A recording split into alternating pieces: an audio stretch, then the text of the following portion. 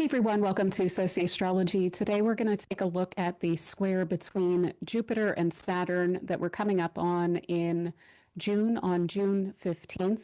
This is going to be the last square out of three that they will have made over the course of the past year or so. The previous two took place between the signs of Gemini and Pisces, but this one is going to be taking place between the signs of Aries and Cancer, and very early in these signs. And so this is very significant for us personally, for the world, for basically how things are going to be unfolding across this summer. Now, quick little disclaimer here. I realize my audio is not as good as usual. I'm using the same microphone, but I have just switched from Windows to Linux, so I'm still figuring out drivers and codecs and everything like that, and trying to make my audio a lot better with some proprietary stuff that Ubuntu usually doesn't come with. So sorry about that, but I am going to try and figure that out, and hopefully this should actually make editing my videos a lot smoother of a process going forward. So hopefully it'll speed up that process by having Ubuntu. But with all of that said, let's get into the actual astrology here. So before even looking at the square between Jupiter and Saturn, we do need to keep in mind that this is taking place within the context of a broader Jupiter-Saturn cycle. And this cycle began on December 20th, 21st of 2020. And so this is the first square that we are having between these two planets since then. So everything that I'm about to say about this, if there's something that was very significant that changed in your life around that period of time, I know there definitely was in my life, this may very well speak to a major phase or a major pivot point in the unfolding of whatever it is that you may have started or that may have shifted in a very significant way around that period of time too. So thinking back to that winter solstice of 2020 can be really helpful here in seeing how far you've come since that point. This opening square is a major marker of a period of time in which we should have seen some significant development, and yet there's some adjustment that's required around this period of time with the square between Jupiter and Saturn. Now, we've already been doing that, like I said, to some extent over the course of the past year or so. I did do a video about the Jupiter-Saturn square in the immutable signs of Pisces and Gemini. But this is a very different situation with a square between very early degrees of cardinal signs. Basically, these speak to very significant moments in history. Whenever we have crossing a 0 degree of a cardinal sign, a major planet like Jupiter or Saturn, that in and of itself is pretty significant. However, the square between these two is definitely pointing to some major global changes that are also going to be feeding into some of the personal changes that we're going to be making during this time. Now, I do also need to point out that what was unique about the 2020 conjunction of Jupiter and Saturn is that it represents a shift that is permanent now in the elements in which Jupiter and Saturn wind up conjoining in. So every 200 years or so, they switch elements. So for the previous 200 years, these conjunctions were taking place in earth signs. Now they are taking place in air signs. And of course, we can see the symbolism of that in our economy and in our societies, where we've gone from a very industrial society, very materially based with earth, to the air period of time that we're stepping into now, where it's much more about information, it's much more about narrative, it's much more about exchange and things like this. And that's the way that our economies and our societies are developing at this point. Now, we did have one off in the very early 80s that switched into air from 80 through about 2000. And so during that period of time, we saw also a huge amount of technological development and globalization also winding up, really gaining a lot of steam throughout that period of time. So that is something we definitely need to keep in mind, is that this is really propelling us into an air age that we're speaking to here. Now, of course, We also need to keep in mind that we're also kind of coming into an age of air because of the fact that Pluto has recently entered Aquarius. We have Uranus just about to enter Gemini as well. So we really can't overemphasize the significance of this broader concept of air signs and what they mean. So again, the social and the technological innovation, removing boundaries, basically. And now a major development along those lines is coming to a point of tension with this square, and for the world in addition to for us personally. So that being at those world points of approximately 0 Aries and approximately 0 of Cancer. Now, one final consideration that we need to keep in mind for this square is that because of the fact that Jupiter is now at Cancer and Saturn is in Aries, we have Jupiter ahead of Saturn in zodiacal order. Now, that also then puts Saturn in a stronger position because it's basically coming up from behind Jupiter. So it's able to take a look at Jupiter more so than vice versa. And we call this overcoming. And so we do consider Saturn to have a bit of an upper hand when it comes to the direction of the developments that are taking place here. But we do also want to keep in mind that that is mitigated to some extent by the fact that Saturn is in a pretty difficult position when it is in Aries. So it's in a place where it is pretty uncomfortable to be. Aries is all about speed. It's about quick action, taking action on impulse, whereas Saturn is much more concerned with long-term goals, trying to stick to a long-term plan, trying not to make rash decisions, basically. So it's in kind of an uncomfortable position as it is. Jupiter, on the other hand, is what we call exalted in Cancer. And so it's in an environment which is not just well made for. It's almost an environment which caters heavily to the desires of Jupiter. It is very especially comfortable and very able to, without needing to necessarily think too much about what it's doing, it's able to take action in a way that is pretty comfortable. So I'll bring some of these themes into what I'm about to go into for how this square is likely to play out for all of us.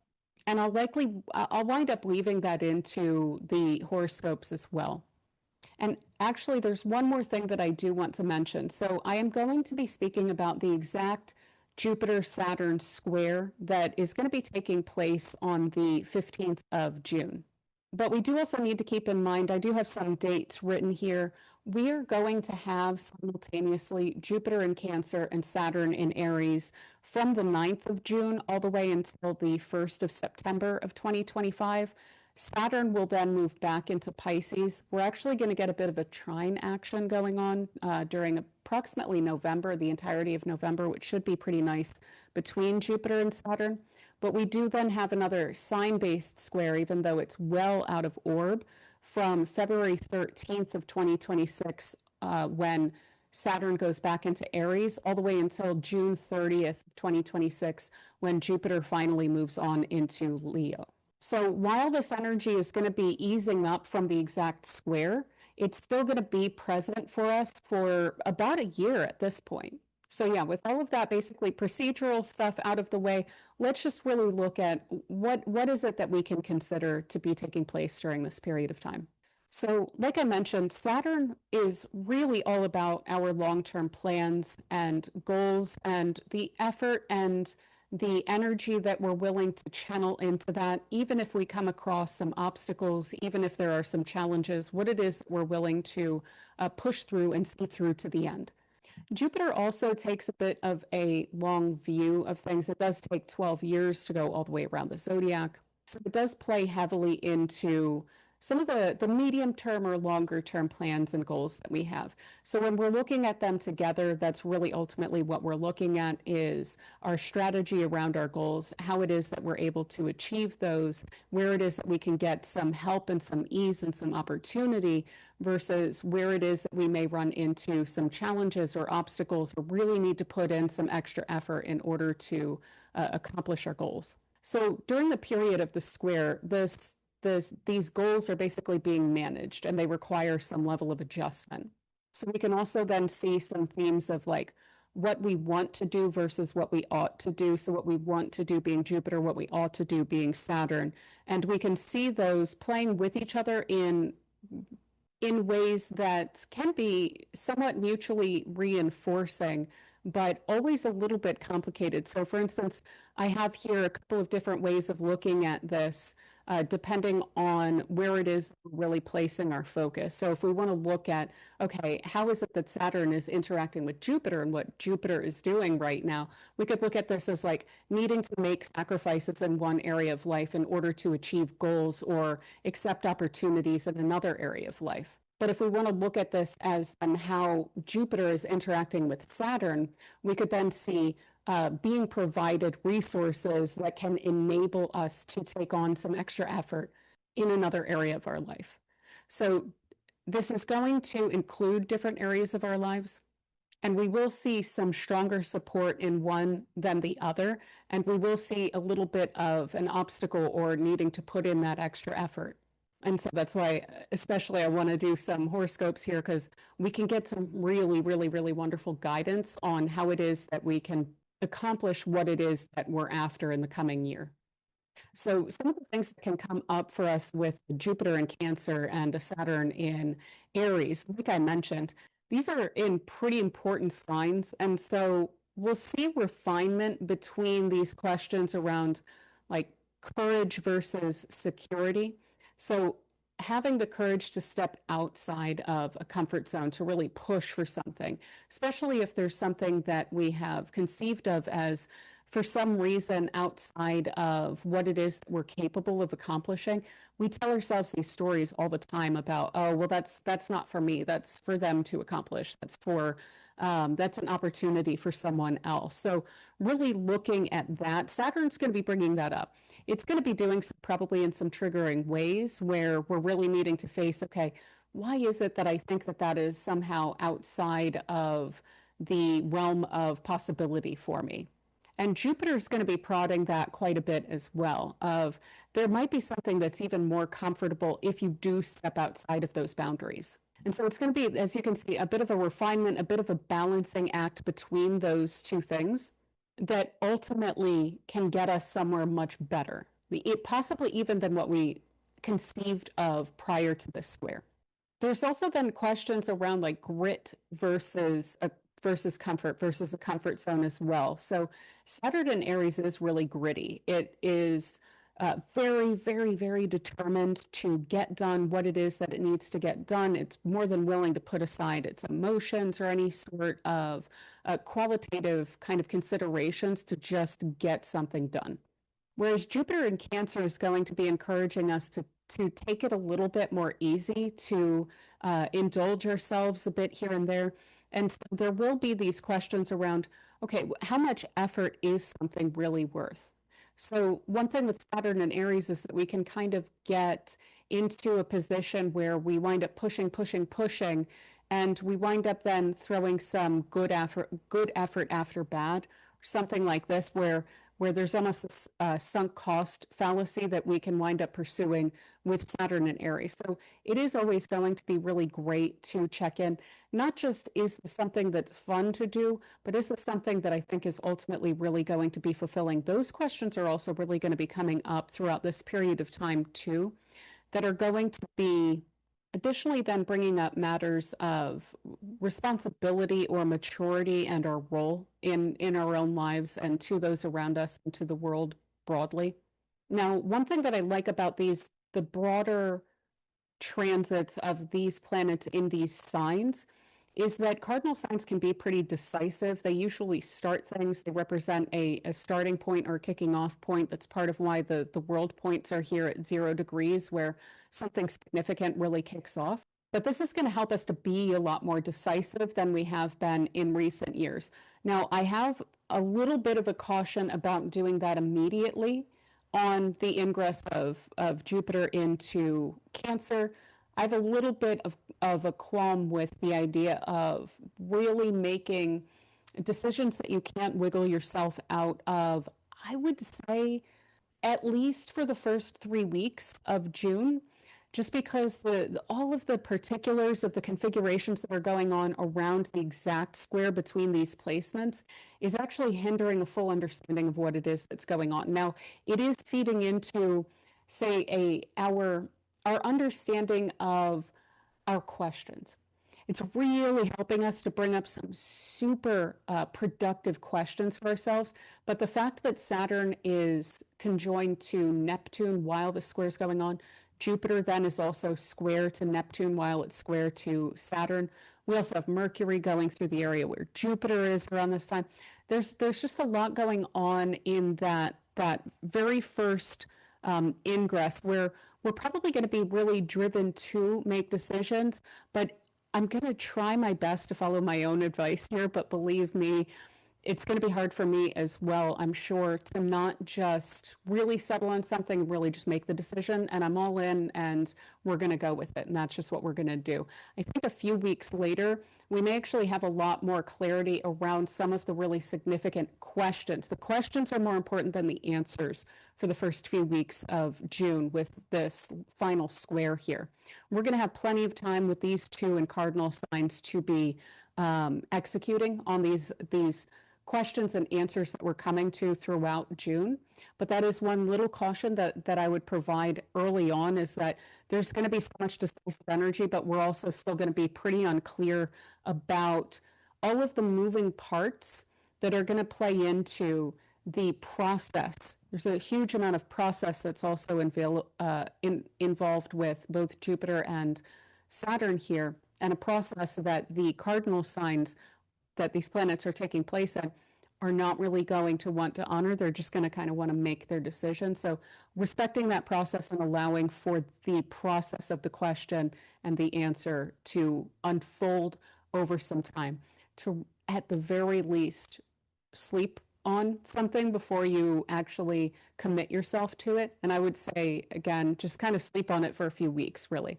Another thing, like I mentioned with the cardinal points here, a lot of us are going to be sorting out how it is that the changes that are taking place in the world, both with the square, with these planets going over those cardinal points, but then also within the context of a broader configuration that is building up throughout this year, which is really framing this period of time as a pivotal point in terms of zeitgeist. So a completely new zeitgeist we are stepping into in these coming years. I'm sure a lot of us can feel it in the air, even without looking at the astrology. Things are a little bit hectic and crazy, and we're not really sure where it is that we're going to be landing. But all of this astrology is really pointing to that. It's really indicating that this is a period of time when that is going on. So a lot of these like world changes, the powers that be, the way that they are changing things as well, and how those global changes are going to be impacting us personally, and how we can best adjust to that situation.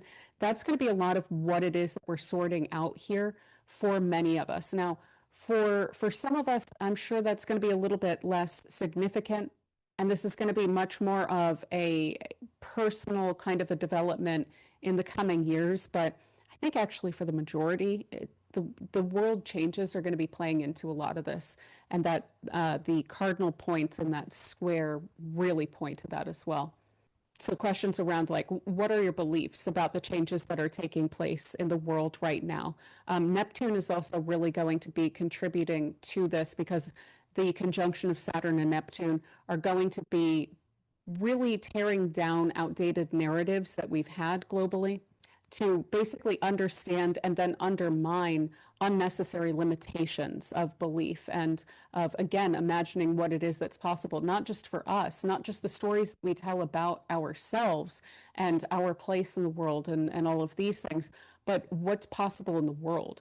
That is what's really being pivoted during this time. And that's going to have a huge impact on how it is that we imagine ourselves in the world, what it is that we imagine our role to be.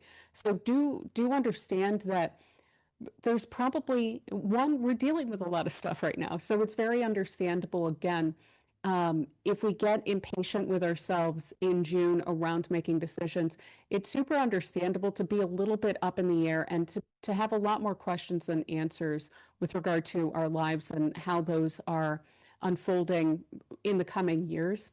And I would say that it's actually much more wonderful to be in a position like that of having more questions than answers during this period of time, because that's indicating to me, at least, and my conception of this, that you're getting it a little bit more. I would be very wary of people who have a lot more answers than they do have questions around this time, because those are likely built upon a framework that isn't real for the future. There is a lot that's naturally up in the air right now. So how could we possibly have all of the answers? We don't. And that's the way that it's supposed to be right now, according to the astrology. And if it helps at all, the more that I look at the astrology, the more hopeful I am for the future. So it does look like all of these changes, they're taking place to get us globally into a much better position and maybe a much more even-handed position. But there is going to be uncertainty, and that's really baked into the process during this period of time. Now, with the Saturn-Neptune conjunction square to Jupiter, and then when the Jupiter square is going on, Mercury is also coming through that area just ahead of that. I do really feel like there's going to be a drive to stand up for one's beliefs, to embody one's beliefs, basically, and to show some courage, but also to provide some protection as well with Jupiter in Cancer here. But on a personal level, it's really about finding solutions. That's where the adjustments are coming in. It's not just for the sake of it. It's about, what was that conjunction about for you? What is this Jupiter-Saturn cycle about for you? And how is it that we can basically complete that? How is it that we can come back to the next conjunction satisfied with this cycle? And with Jupiter and Saturn, it's all about getting things in order, getting things straight, finding solutions, finding a level of sustainable growth that can last long term.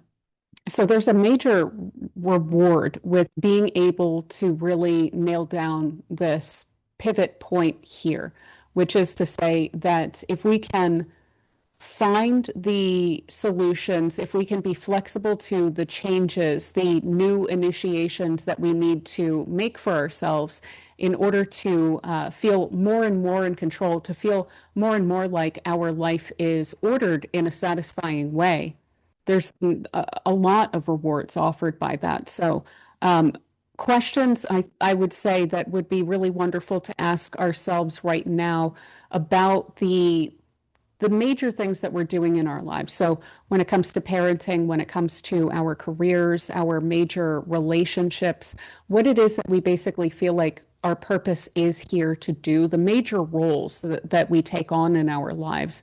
So is that satisfying right now? What are the things that we would like to change? That's exactly what we're supposed to be looking at right now and asking ourselves questions about. So asking ourselves, is the effort, we can even question Saturn here, is it worth the effort?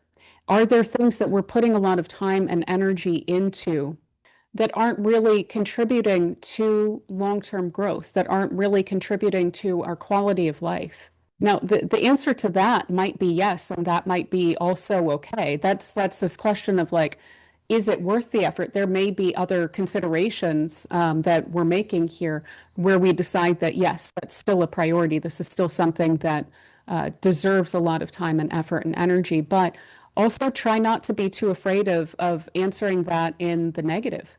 This is the perfect time to ask ourselves, do I still want to pursue this goal?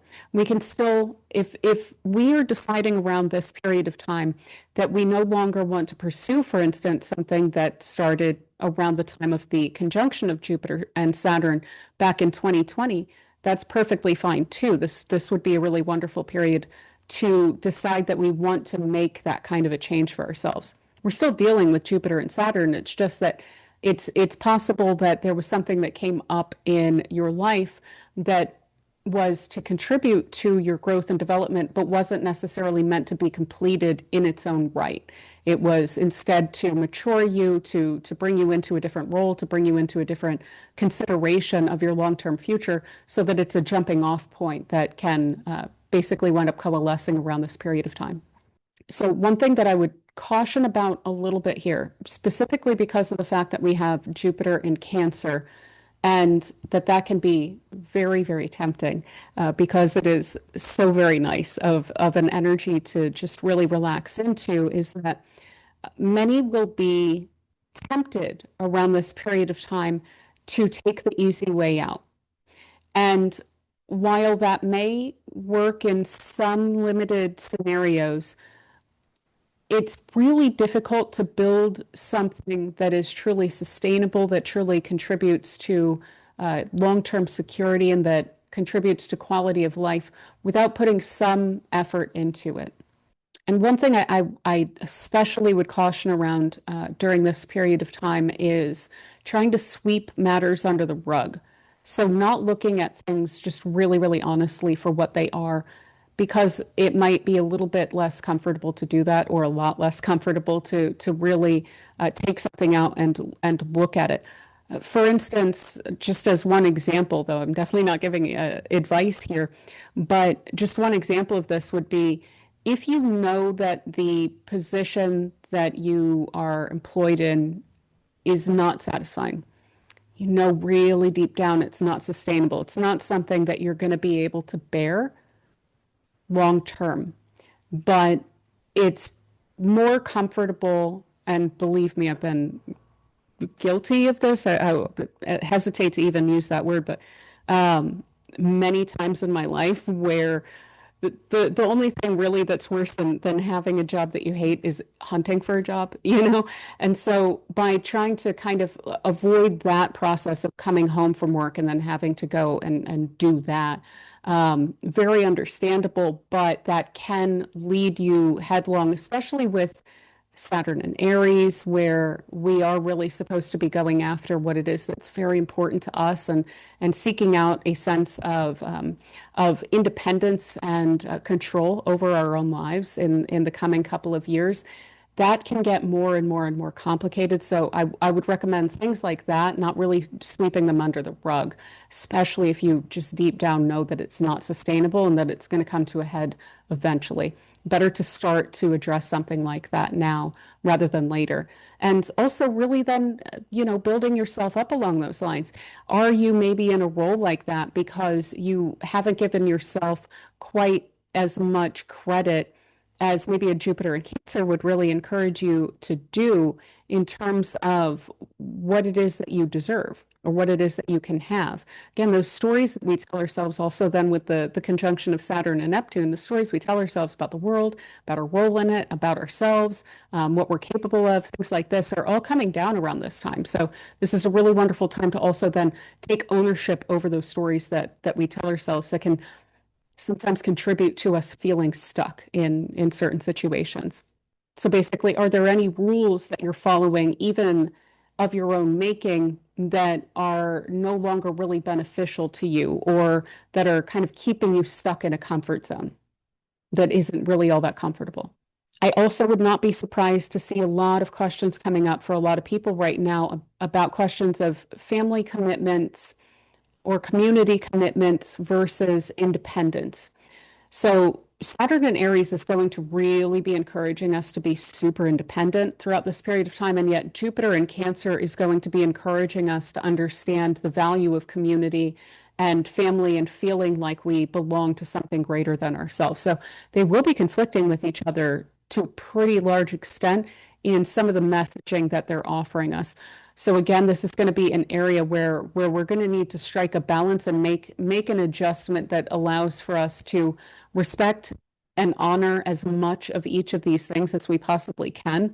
So questions around independence versus interdependence are going to be really paramount, really in the coming year. And I personally, I can't help but really think that this Saturn in Aries is going to be bringing up questions around self-employment for a lot of people. So I do know the last time that we had Saturn in Aries was in the late 90s. And at the very least in the US, though, just generally speaking, wrapping my mind around the vibe globally in the late 90s, I am sure that this was not special to the US, but something like 12, 13% of US people, adults, were in some stage of setting up their own business during the last Saturn and Aries, basically. And so I so would not be surprised to see that as a major theme here, especially with Jupiter during this period of time with Saturn and Aries. Part of what it's going to be going through is Cancer, which is also really concerned about, okay, what feels right for me? I don't really want to be held to these kind of rigid or cookie cutter kinds of corporate structures that are a little bit, no offense to Capricorn, but a little bit more comfortable for Capricorn, so to say, rather than necessarily comfortable for Cancer, which again is much more concerned with how is something actually feeling? What is the vibe? What is my own natural rhythm? Am I able to follow that in my working life productively? Whereas Saturn, which is all about building up those structures and institutions and things like this, being in Aries, it's doing something that it's not quite used to, which is just doing that on an individual level and trying to do that in a way that offers as much freedom and personal resilience and personal control over one's own life structure as possible. So I could totally see these two coming together and kind of conspiring to get a lot more people self-employed throughout the coming years as well. And then also like looking at that in the global context, that would also kind of make sense, because there is a little bit of concern about large firms and how well they're going to be doing. There's all of these kinds of trade barriers getting set up and so forth. And so there would be, to me, it seems like more of a market for uh, local considerations, but also global reach, with the internet and everything like that. So we can then see how some of those global concerns would be feeding into a lot of people making decisions around this. So I also have some notes that I want to go through here for global concerns, how we can expect for this to play out on the world stage. So one thing is with Jupiter and Cancer conflicting with or challenging or questioning Saturn and Aries, we're very likely to see these questions around empathy versus apathy between beneficence versus perhaps even like very obfuscated kind of malignancy between like liberties and restrictions, basically. Those are going to be coming up and conflicting quite a bit, certainly throughout June, but then carrying on again with the whole time that Jupiter is in Cancer while Saturn is in Aries as well. So the dates that I mentioned in the beginning. So there's going to be an absolute ton of obfuscation going on with the Saturn Neptune conjunction. And that's going to be something of a double-edged sword for those who are attempting to do that. So questions around like authority, actions, rules, regulations, power grabs, intentions among those who are already in a position of authority, but even among dissidents, there's going to be a huge amount of obfuscation and kind of a veil drawn over these things so that presumably or ostensibly they can't be seen. And yet, what's fascinating about a Saturn Neptune conjunction is that it's straight up going to be pointing out a lot of nonsense. And so the nonsense that goes on will be increased, but it's also going to be exposed in ways that those who are used to obfuscating what it is that they do, especially authority figures and things like this, they're not going to be as used to people not believing the veil, basically. And that's just going to get amped up by the square from Jupiter, which is that kind of more beneficence kind of an energy that's coming in to really question, okay, what's the purpose of society here? Is it to enrich a few people, or is it to make sure that as many people as possible are taken as well care of as possible. What's the purpose here? What is it that we're actually doing? That's what that square between Jupiter and Saturn is going to be bringing up, and the fact that Neptune is involved as well is just really going to be broadening and making much more existential those questions for society to have to answer. And so I could see also in this period of time, this is going to be playing into a lot of the same energy, but these kind of unnecessary, ideologically based or ideologically motivated impositions placed upon action. I could definitely see that playing out more and more, but it's going to come under challenge as well. So we could see a lot of then exposure around arbitrary or unnecessary limitations as well. Another thing that we're very likely to see throughout this time is that there are many, many deep-seated assumptions that they'll be basically exposing themselves throughout the broader Saturn-Neptune era, which started in 2023. So we've seen some of this play out already when the two were co-present in Pisces. But throughout the conjunction of Saturn and Neptune, and then the broader period of time of that Saturn and Neptune, we're likely to see a lot of those assumptions laid bare.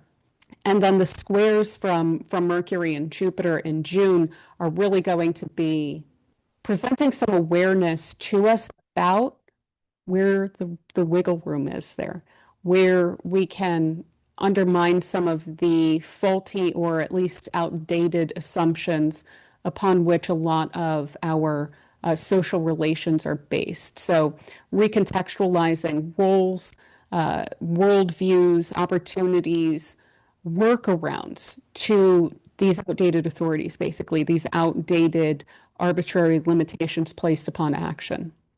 And then also presenting additional ways for some of us to then undermine the false pretenses that are going to be removed in the coming few years. So basically, with Mercury and Jupiter looking squarely at Saturn, Neptune there's going to be some awareness of there's a different way of going about undermining what is no longer necessary and what is actually quite burdensome about both Saturn and Neptune and what they have built up around themselves in terms of false beliefs or, again, outdated authorities, things like this, since the last Saturn-Neptune conjunction in 1989.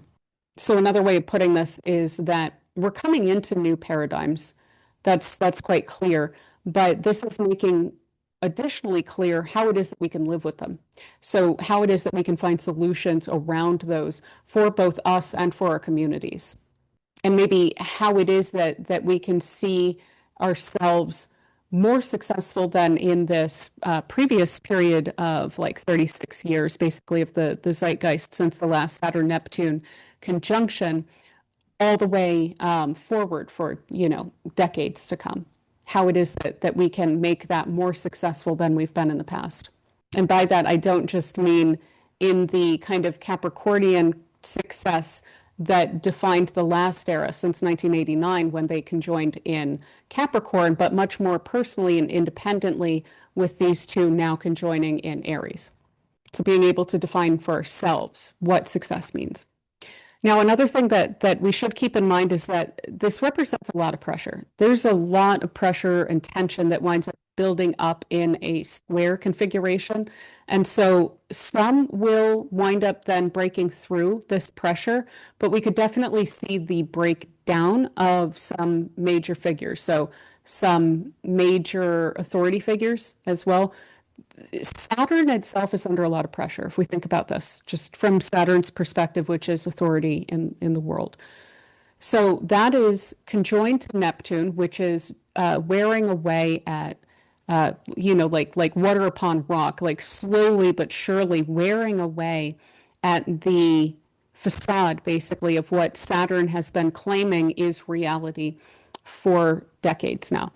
And Jupiter is coming through Cancer and looking at that Saturn and pointing out some of the flaws in the restrictions that it has placed. It's pointing out where those are arbitrary, where those are unnecessary, and where those are unsustainable for the sake of joy. We also then have some communications and ideas coming from Mercury and putting pressure on that Saturn by squaring it as well, of probably some interesting media coming out about authority figures and so forth. And then very shortly after all of this, we also then have the Sun coming through the same area of early Cancer and squaring that Saturn as well, which really implicates major authority figures that are seen in the world. So global leaders, celebrities, people like this. So we could see a lot of breakdowns, especially those who are on a bit of a shaky basis throughout the coming, I would say certainly June, but then carrying on a bit as well. So major checks are coming up and being placed upon egos across the board. And we could then also see a lot of arguments taking place about the significance and the value of personal sacrifice for something bigger, for the community. So rather than just holding on high greed and taking for oneself and taking all of the opportunity that one can get without consideration of others, Jupiter in Cancer is really going to be calling that into question. So, for instance, authority figures who have been pushing these kind of like greed is good or apathetic, even somewhat malignant attitudes toward other people, especially those who are less fortunate, they're likely to come under a huge amount of pressure in this period of time. Another thing that we often see with the squares or hard aspects really between Jupiter and Saturn are questions of overextension, inflation. We could see a lot of discussion increasing in June around stagflation. So what this is basically bringing up is that attitudes of endless growth or extension could become checked. That is Saturn working on Jupiter, where Jupiter, especially in Cancer, is going to have this really reinforce the attitude of endless growth, which is something that we're already seeing some of the cracks in that narrative of how that is at all possible, especially when the center of that growth never changes. So basically, in real world terms, we could see a lot of conversation about debts, deficits. I would really not be surprised to see being laid quite bare the budget plans of the US and questions around the debt and deficit with that, and questions around major overextension with that and unsustainability, things like this really coming up around the budget plans of the United States and probably also other countries as well that may seem to be really overextending themselves and their ability to take on debt. Additionally, specifically for the US, it does stand out to me that we have this taking place across a couple financial houses of the natal US chart, which is called the Sibley chart that I use to look at how things are going to be impacting the US. Basically, we have Jupiter in the eighth house of the United States natally, and then also now. So we're going through a Jupiter return for the United States. The eighth house has to do with debts, again, deficits, interest rates, things like this, how finances intersect with other entities for the nation. And then we have Saturn and Neptune conjoining in the fifth house of the United States, which has a lot to do with speculation, so stock markets and things like this. Possibly even over leveraging could show up across eighth house and fifth house and things like this. So we're potentially going to see then another round of conversation around interest rates and things like this. And I would not be surprised if markets continue to react negatively to some of the discussion that's going on in the US, and that may have then an effect on those plans. So the square from Saturn, Neptune to that Jupiter, which is probably encouraging way too much overextension in that debt area of the eighth house for the United States, that's likely to be checked at the very least, if not actually needing to have a major change then. And I would not be surprised to see a lot of that coming from markets and how they are reacting. But yeah, with this square, the Jupiter-Saturn square is known for causing some financial fluctuation. The fact that this one is taking place across financial houses for the United States does seem quite significant. So one thing is I wouldn't freak out if things look weird or unstable. They're meant to be unstable right now, but that doesn't necessarily mean that the bottom is just going to fall out. There's still a lot of room basically to maneuver with these two. They're working on sorting that out by bringing up some crisis points around this period of time to make it more sustainable.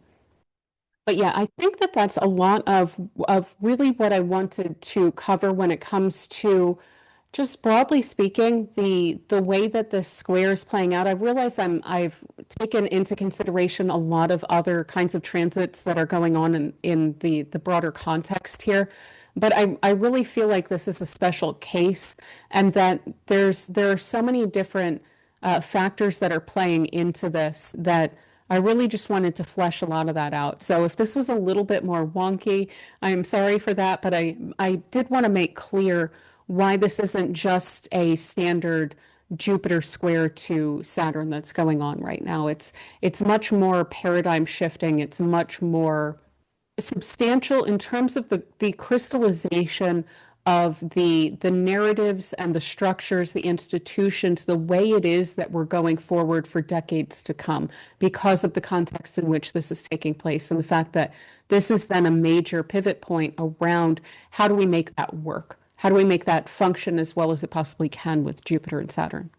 So yeah, with that said, before we go into the sign by sign, because we usually utilize the timestamps and then go our own separate ways. For one thing, the horoscopes, the sign by sign, it's mostly based on your whole sign house, based on your rising sign. So it will align for your rising sign based on the whole sign houses in which this aspect is taking place by transit. So I definitely recommend checking that one out. If you do want to check this out for your solar placement, that is also perfectly fine as well. Also, if you use a different type of a house system, usually what you're going to want to do if this isn't quite aligning is just look at the house placement that I have marked there. And that should make that a lot more clear as to which houses you're looking for. But yeah, different people use different house systems, so it can be a little bit complicated. But this is really primarily meant for whole sign houses based on rising sign, but do what you will with it for sure. And so with all of that said, I do want to thank you all so much for being here and spending this time with me. I really hope that this video is helpful for you.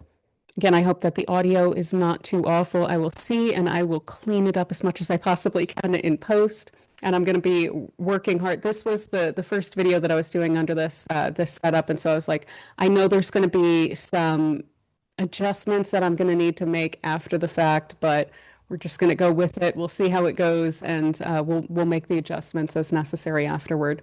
So I will definitely be working on that personally. And finally, I would very much like to thank the members of this channel for your support for the channel. So thank you so much to Angel Niblock, Michelle Howell, JJ, Deborah Keel-Leavitt, Gary A., Startlingly True, Patrick McKenney, Jody Z., Anne Marie, C. Rezer, Peace Out, Maria Serrell Hyro, Rachel Windholtz, Lisa S., Aya, The Z-Man 1291, Lynn Newman, Long T Standing, Nelson Cat Maya, Maggie, Connie DiMartino, Dolly Geezy, Mango JT, B Love, Ellen McCormick Martins, Grace, Fluffy Cut, and Psyche Lloyd. Thank you again so much for your support. Much love to you. And if anyone else is interested in membership perks and things like this, there is information in the description box below. And with all of that said, let's go ahead and dive into the sign by sign. All right, so for Aries rising, we have Jupiter in your fourth house of Cancer, while Saturn is in your first house of Aries. And so the way that we can see this playing out is that there's a lot of opportunities or growth or enthusiasm that you're able to see in fourth house matters of your own family, your home, where it is that you're living. You may actually feel a bit liberated from having to even live at a certain place, or you may feel like you enjoy where it is that you're living a lot more. So feeling a lot more connected, a lot more like you belong with some people that are around you, whether it be biological family or just the people that you vibe with quite a bit, the people that you would consider kind of like extended family if they're friends. So feeling well rooted. And that doesn't even necessarily require to be rooted. Like you could uproot yourself and then plant yourself somewhere else and uproot yourself and plant yourself somewhere else. That's one thing with Jupiter is that it does like to make changes. It does like to travel. It does like to expand horizons and things like this. And with that working in both Cancer and your fourth house, I so would not be surprised if that is working on where it is that you're living and possibly changing that up in some way. Even if it's just your experience of it, it's like just feeling a lot more cozy, a lot more comfortable where it is that you are, where it is that you live. And again, with family relationships, so things should be going over pretty well, pretty good for your family. This can even speak to like, to me, the fourth house is also your core. It's your origin. It's where you're coming from. It's almost like your gut, you know. And so to me, this can also have you feeling like almost like you feel like you're on more steady ground internally, you know. So you feel like there is a deep-seated sense of goodwill toward others. So you may even feel like you're wanting to share that in some way, like you're wanting to spread goodness, basically, like you're wanting to offer benefit to other people. And that's something that can really emanate from you during this period of time. Now, what's interesting about that is it's going to be interacting then with Saturn that is in your first house, which is putting a lot more responsibility on you, basically. So it's like having a lot more that you're needing to take care of, or having to fill certain roles that are kind of new to you that feel like a step up in terms of authority or what it is that's on your shoulders. Now, Saturn can help you out a lot with doing that. So it's not just, oh, it's all responsibility all the time. Usually this speaks to coming into a position of feeling a lot more mature, feeling like you've stepped into a new cycle or a new phase of life that you're ready for now. And so there may be something there around, for instance, if Jupiter is giving you a little bit of a wanderlust, this could have you then needing to, or at least feeling the need to, take a huge amount more responsibility for yourself and uproot and then find yourself in a new community and need to basically then have a lot more on your plate in terms of taking care of yourself somewhere that's not super familiar, basically.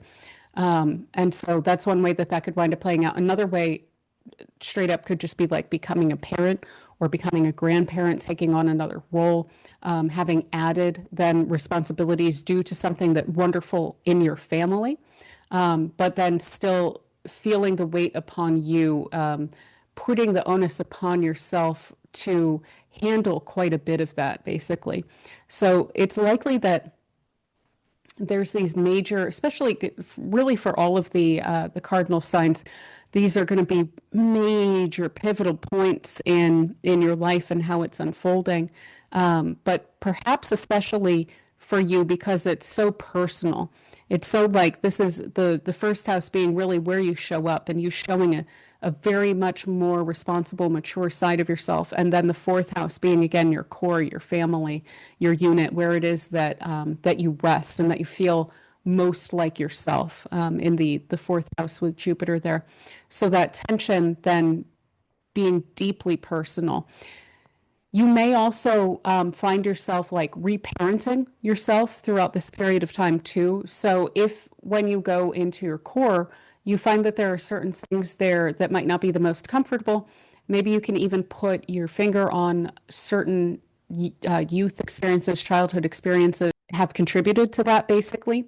And so then that Saturn in your first could be like, I I know that this is here. I know that it's not my fault, but I know that I need to take responsibility for clearing this up myself, for better or worse. That's the position I'm in.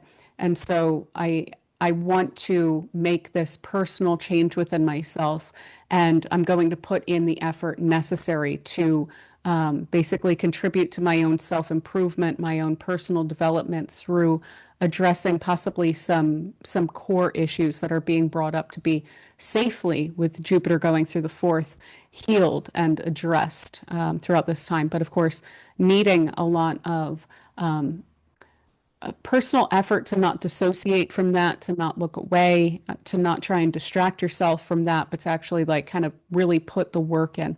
Also, again, I could also see this for you, kind of like what I was saying about a lot of people are probably going to want to go in the direction of self-employment and becoming more independent. It's probably also going to be a really strong urge for you in June, and then going on again June through September, and then next February through next June, when you have both of these alignments there. There's just going to be you seeing the possibilities, the opportunities, you becoming much more aware of, I can have a lot more control over my life, and I can enjoy my life a lot more if I do have that control. If I do feel like how my experiences are unfolding on a daily basis, basically, and how it is that like your environment, things like this wind up impacting you, where it is that you are, what it is that you're trying to grow from yourself, basically. I'm sure you're going to be feeling a huge amount of really strong urges and pushes along those lines to differentiate yourself, or even to separate yourself from that which doesn't seem to really be contributing something that is, what's the word that I'm looking for, that's really fitting for both Saturn and Jupiter, that really makes sense, that seems to be kind of missing the mark a little bit. But that really seems stable, secure, like it's something you can genuinely work with, in a way that actually feels good and gives you a sense of autonomy and authority and sovereignty, basically, over yourself and over your own life, so that you're not feeling as beholden to other people's concerns, especially the concerns of strangers. But yeah, I think that that's a lot of really what I wanted to hit with you guys, Aries. So thank you so much for being here, and I hope this transit treats you super well. All right, so for Taurus, we have Jupiter in your third house, and we have Saturn in your 12th house. So this is a fascinating one, and it's going to have a lot to do with how it is that you see yourself relative to others, especially on a subconscious level. And so with Jupiter in your third house, this is quite lovely, especially in Cancer. This should have you feeling much more connected, feeling at the very least a desire to contribute well to your community. So this could have you wanting to like get more engaged, to do some volunteer work or something along those lines, give back basically in a way. And you could even be running across some people who are a little bit more kind than you have come to expect, basically. Jupiter transit is really nice, and coming from the third house, this has a lot to do with neighbors, even strangers, just the people that you run across in your day-to-day life. It's also, let me just lay it out, basically. The third house is the people, places, things around you that you engage with, that you deal with on a daily basis. So this can be, again, neighbors, siblings, peers. Sometimes some friends can show up here, but especially people who are a little bit more on the periphery. We can see like errands and communications, connections. We can see technology and things like that also showing up here too. So those areas should be going over quite well. You could see a major, like a market increase with how much people are communicating to you or communicating with you. Now, I think that for the most part is going to be pretty welcome, because this is Jupiter in Cancer. It's always lovely, when people connect with you and things like this, especially if these are kind of heartfelt connections, or at least considerate connections. So that's it. It should be playing out quite nicely, where it's like, because you're feeling more connected with those around you, even those you don't know, there's a desire then to connect more. Now, what Saturn is bringing to the table is quite interesting. And there's a few different ways that this could go and wind up interacting with that too, where Saturn in the 12th can sometimes point to some subconscious inhibitions or some subconscious, again, like a shyness, like a hesitancy to connect, which is not entirely clear as to why, but it may have something to do with self-esteem or security or something like that. And what makes this a little bit more annoying is that things that go on in the 12th, it's not even always clear as to what it is. And so there could be issues that specifically are like that, but you might not exactly be able to put your finger on where they're coming from, why they're there, how to address them, things like that. They may not even be permanent complications. They may just be weird things that are arising from Saturn being in that place, basically. And I apologize, there's a wasp outside of my window that's like crawling around it. And I'm really hoping that it's not going to find any sort of way in, but I'm quite distracted by that. But yeah, basically, so that's one way that Saturn could definitely play out. And I could see how that could kind of interfere with the sense of goodwill that you're receiving from others. There may even be a subconscious sense of like, do I deserve this or do they really mean it? Even, things like that arising, or feeling like, do they really want me to come to this thing? Are they really trying to connect? It can really have you questioning on, again, a subconscious level, and possibly for reasons that aren't completely clear to you, the really wonderful times that Jupiter is indicating in your third house, those wonderful connections basically that you're able to make. Now, another way that this could definitely be playing out throughout this period of time, and this may wind up overlapping too, is feeling kind of torn between a sense of extroversion and introversion, or at least just like, again, enjoying the connections versus introversion. So Saturn in your 12th could have you withdrawn quite a bit, more than usual.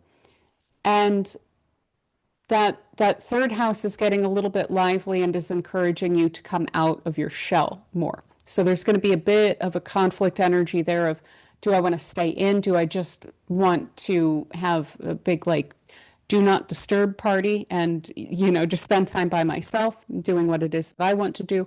Or do I want to go out and have fun? There's probably going to be a lot of feeling conflicted about that. My recommendation on that, if it were me, I would just be trying to make time for both here and there. So not saying yes all the time, not saying no all the time. Just to make sure that there's a decent balance there and they're both getting satisfied. Another thing could absolutely be with Saturn in your 12th, that you are feeling quite responsible and quite productive, and like you're able to get stuff done. You're able to put a lot of effort in, that's really getting you places when you are on your own, when you aren't being disturbed in the 12th house there.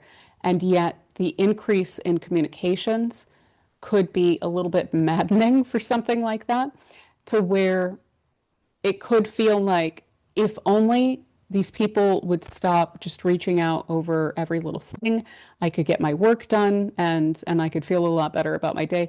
There's a bit of a tension also between those kinds of things. So I could definitely see this playing out that way as well. And we could also, for sure, without a doubt, see some overlap between a lot of those themes where they're basically feeding into each other.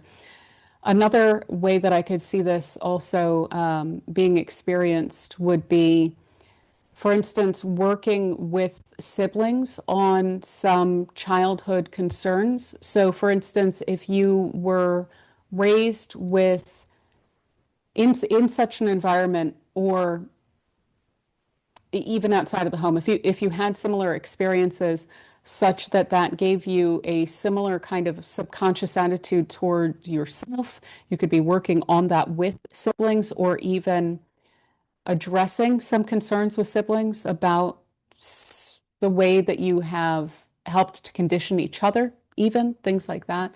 or looking at your own sense of innocence and sometimes how that has been undermined and trying to heal around that too. But one last thing I will kind of point out about this is Saturn in the 12th, it can be a bit like heavy spiritual, melancholic, like existential, basically, especially with Neptune there as well. Really taking a deep, deep, deep look at your beliefs and where those are coming from and what truly resonates with you. You could be having a lot of really substantial spiritual experiences throughout this period of time. And what's interesting is that then Jupiter and Cancer in the third, for one thing, those could feed into each other in terms of wanting to give back to the community. That could totally be reinforcing. But another thing would be potentially that Jupiter in the third is quite lighthearted, and it's just wanting to have fun, just wanting to connect with people, just wanting to experience life and get out there and possibly even like experiencing nightlife and just taking things lighthearted. So those energies could also kind of conflict there. Also, additionally, Saturn and Neptune in the 12th could be like that you yourself are working on in a really wonderful and productive way a lot of subconscious stuff, a lot of conditioning and things like that. Your emotional and psychological well-being and possibly needing to reframe some things for yourself. And then what's interesting about that is that you could then be putting on a very welcoming, warm, brave face for the world that seems to hide the fact that when it is that you're on your own, you're actually doing a lot of like thinking and processing, deep, deep, deep processing of material. And so, that could be really wonderful, but do keep in mind that kind of a thing can become kind of heavy in and of itself where you're trying to keep that brave face. But it would look to me like then you would be able to do that processing work throughout this period of time without going full on 24/7 into like a dark night of the soul to try and get through some of the material. There would definitely be lighthearted breaks and still feeling like you're able to connect with people in ways that are quite satisfying even through that process. But yeah, I think that that's pretty much most of what I would really want to point out for you, Taurus. So I hope that this transit treats you super well. And thank you so much for being here. All right. So for Gemini, we have Jupiter in Cancer in your second house with Saturn in Aries in your 11th house. So, looking at this, we have Jupiter in a really lovely position. It's just moved out of your first house, just out of your sign. And it's now moving into the second house, which has to do with finances, resources, your sense of stability, security. This is where our income shows up and our investments and things like that can also show up to pay off here.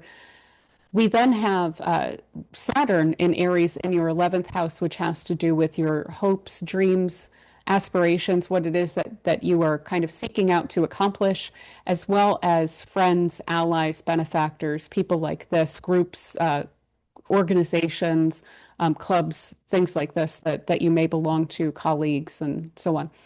So this is a very interesting alignment. Jupiter in the second house is usually quite welcome to a lot of people because it does tend to coincide with feeling more secure in oneself. So feeling more on top of the financial situation, whether that has to do with an increase in income or an ability to control expenses better, possibly like an expense going away. For instance, if you're paying something off, then no longer being burdened by that and feeling at least like you have more money, even if there isn't an increase in income.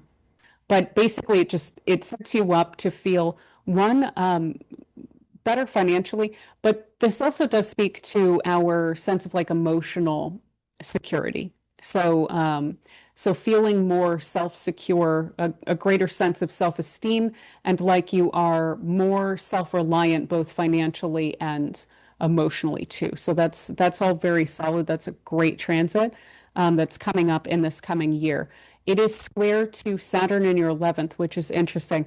This is one of the less complicated, annoying places to have Saturn. It can have you getting really serious and much more mature about achieving specific goals. So setting out like your goals are here in this house, your aspirations are here in this house.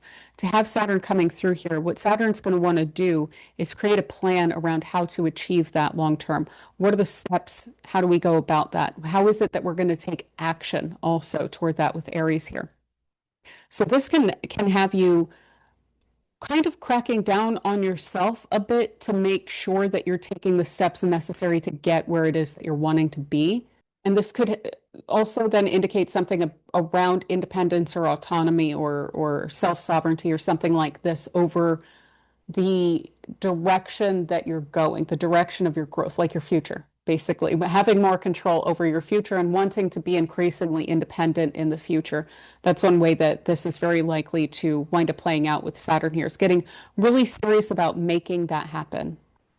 Now, this can also indicate, though, that the people that you help and help you, that there's more responsibility for you in that area here.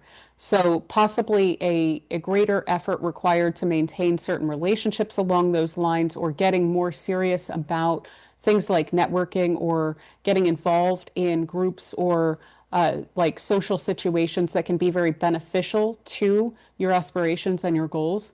Connecting with people that have some sense of authority that you can be basically guided by or helped by in the coming years. There's also been a sense of restraint here. So that's the thing, that's the thing when you actually start to plan around and try to make happen your goals and your dreams and your aspirations. It does become a little bit less fun because it becomes a little bit more like work. And that's where a lot of that restraint is likely to come in with Saturn moving into this place, is that it really is a lot of work. It's a lot of effort. That's what Saturn demands. Now, usually if you do put in good work in the place where Saturn is transiting, you're going to avoid a lot of the potential complications that Saturn can bring if you're trying to avoid responsibilities, or you're trying to avoid certain duties or tasks or things like that, or trying to take shortcuts. Now, not shortcuts that achieve the same thing, but shortcuts that represent an actual decrease in quality. Shortcuts that are solid, that are just efficiency tools. Saturn and Aries is probably not really going to have much of an issue for that with the 11th house here, but there's a real like challenge to get very serious about what it is that you're trying to accomplish for yourself. Now, what's interesting about this square here is that it really is tying your finances then into those goals and those aspirations that you're really putting a lot of effort and time and energy into here. And so there's an interplay between having the resources that you need in order to achieve something and then needing to buckle down and get that done then. Because there may be something about a window of time here where you have an opportunity that you're really needing to seize upon and to kind of double down on. I wouldn't freak yourself out about that in terms of like rushing a process or something, but there is something really sharp about that square where it's really requesting a huge amount of follow through from you. It's like, look, there's the resources here. We know how to utilize those in a very responsible manner, in an efficient manner with that square with Saturn there.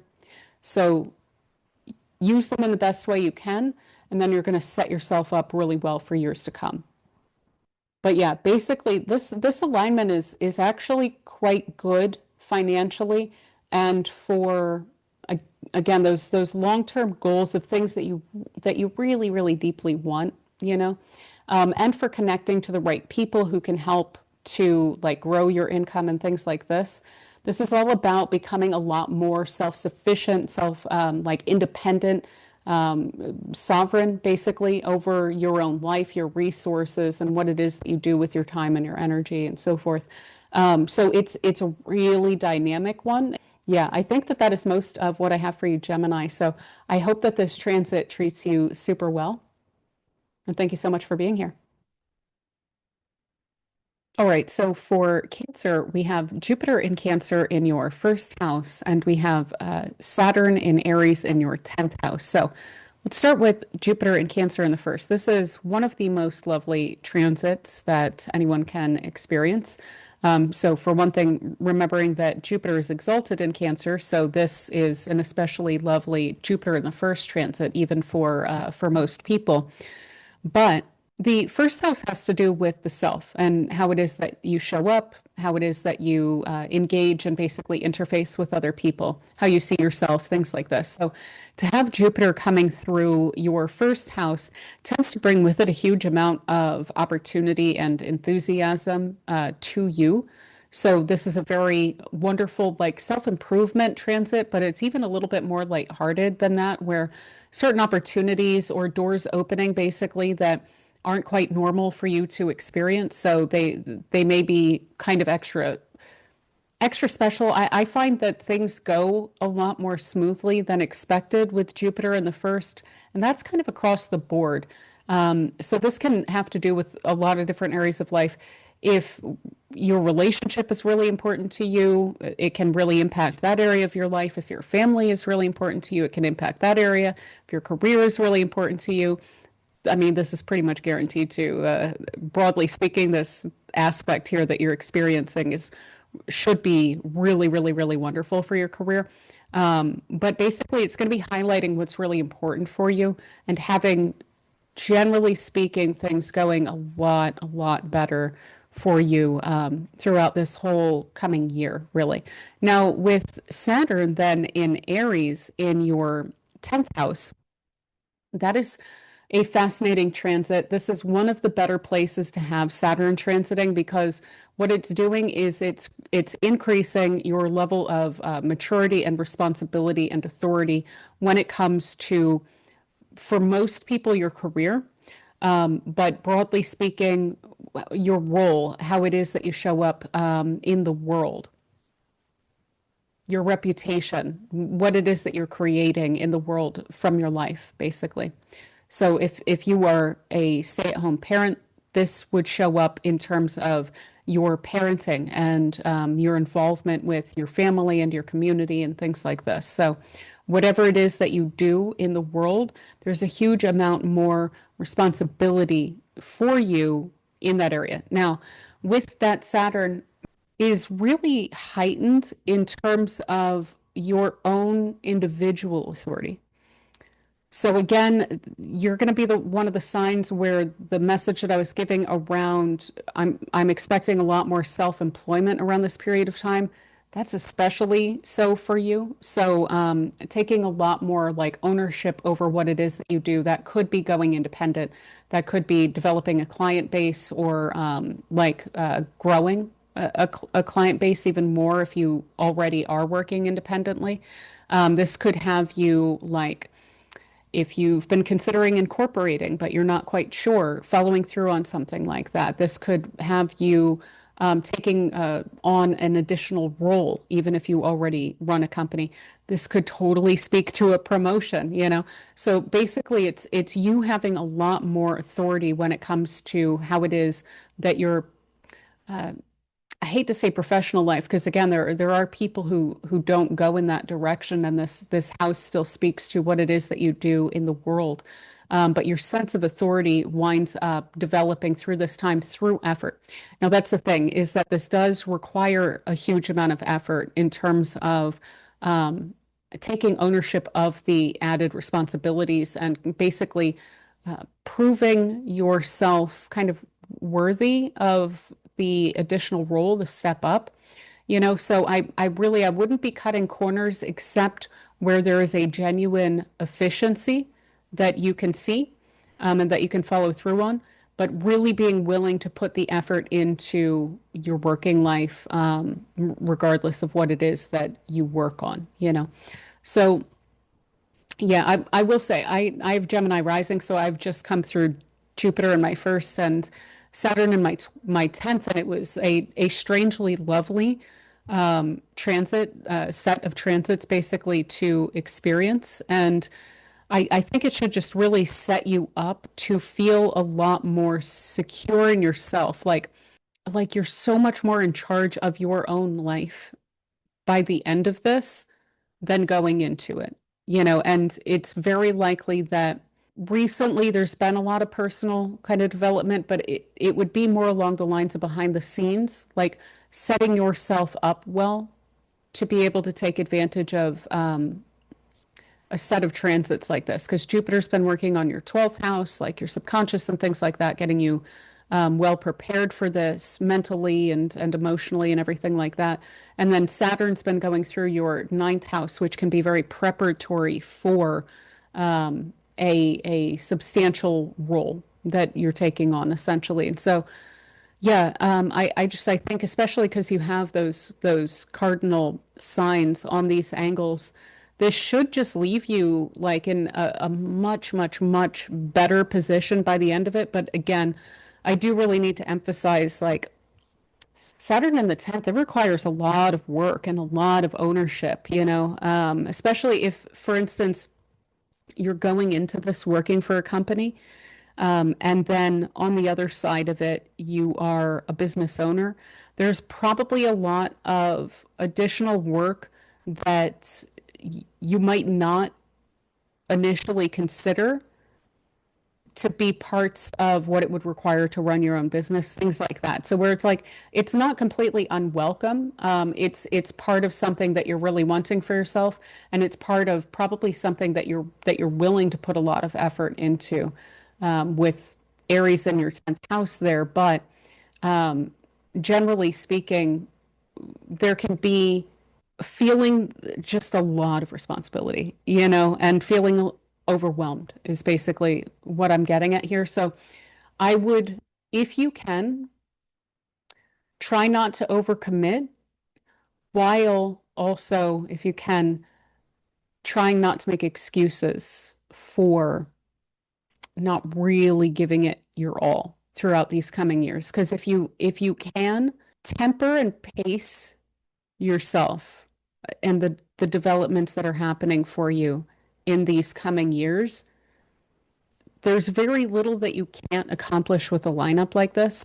Um, and it's really like a rare alignment that I don't think you're going to get this one again, in your life. So it's like this is a very pivotal point in your life in terms of setting yourself up very, very well for the future. And again, your own ownership of the future, your own authority and like sovereignty basically over what it is that your future looks like. And so I would try to put as much energy into that as you can over the coming couple of years here, especially with Saturn staying in your 10th house for a while, without burning yourself out. And that's where the key comes in, is understanding where your level of burnout is and just only allowing yourself to bump up into that and not cross that line to where, you need to then start like canceling stuff. So that's why I'm saying, like, try not to overcommit so that you don't need to, in the coming years, with all of the added responsibility, need to go back on commitments that you've made. But yeah, I think that that's pretty much, what's going on for you, Cancer, with this alignment. It is super powerful. I would not underestimate it, and it really is pivotal. So I would take full advantage of the doors that are opening for you around this period of time. And again, like, also don't sell yourself short, because I am personally sure that you are capable of more than you would imagine that you are on the outset of this transit here. So yeah, I hope that it treats you super well, and thank you so much for being here. All right, so for Leo, we have Jupiter in Cancer in your 12th house and Saturn in Aries in your ninth house. So Jupiter in your 12th house, the 12th house has to do with a lot of really interesting things like spirituality, like your subconscious, like the things that tend to go on in our lives that we're not fully aware of. So sometimes even things that are a bit outside of our control. or circumstances that are a little bit outside of our control. This can also speak to periods of time where we're spending time alone, or that there is some necessity to need to spend some time on our own. So isolation, even loneliness can show up here. But with Jupiter and Cancer going through this area, it's basically enabling you to safely be able to work through this area. So for one thing, you may really love your alone time more than usual throughout the coming year, really, that we have Jupiter in this place.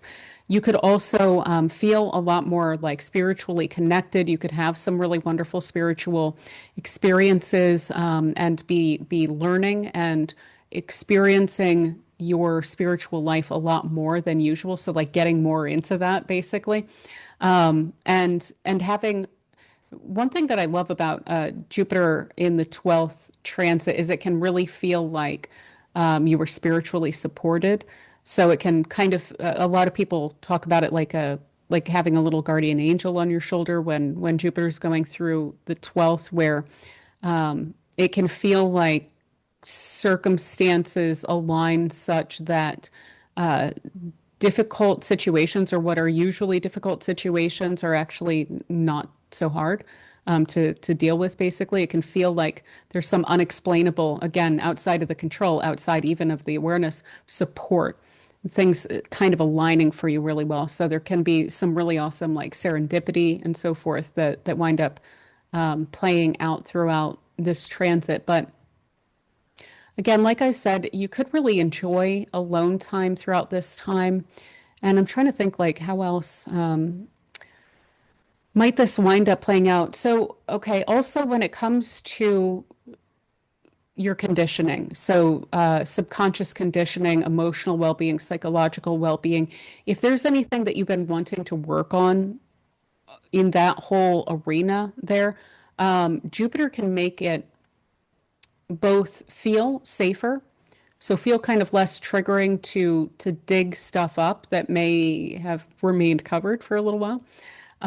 But it can also then make it much more rewarding, to where if you, for instance, have worked on your conditioning before, but you didn't really feel like you got anywhere, with Jupiter coming through this area, it does incline a lot more toward reward. So it's very likely that that would go a lot better during this time. So if that's something that you are remotely interested in, I would highly recommend it around this time. Now, also then with Saturn transiting in your ninth, that's basically going to play out as like the ninth house has to do with also a lot of pretty fascinating things. So like foreign places, different cultures, broadening your horizons basically. So expanding your mind, expanding your field of experience and consideration. Higher learning can play out here.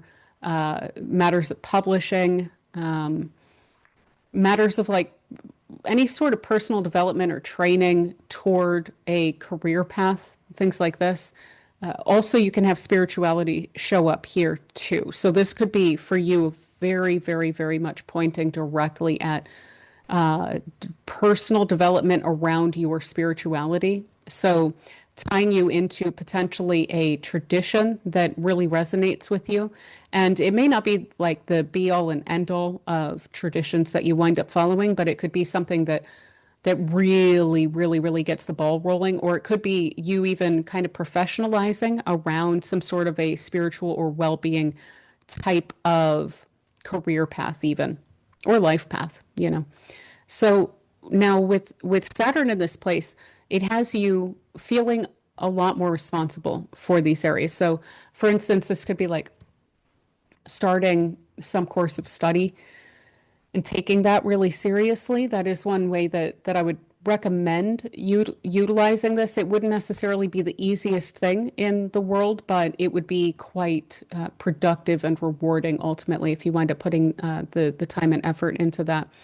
Additionally, then you could get a lot more serious about exploring other cultures, different worldviews, different people's perspectives on things, and expanding your mind in that way, or just expanding your field of experience, like becoming somewhat more. This could go really in either extreme way of this could get you to start traveling quite a bit more and taking that a lot more seriously. Sorry, there's a wasp outside my window, and I keep mentioning it to different signs of like I'm very distracted by it. But so this could have you getting a lot more serious about traveling or wanting to slow down with traveling. You may have a career opportunity overseas or something that you wind up needing to follow that therefore requires the complication or the effort of a move and then needing to adjust. With Saturn there, if you are needing to adjust to another culture, this can have you putting a lot of effort into it, but feeling somehow like there are kind of delays along those lines.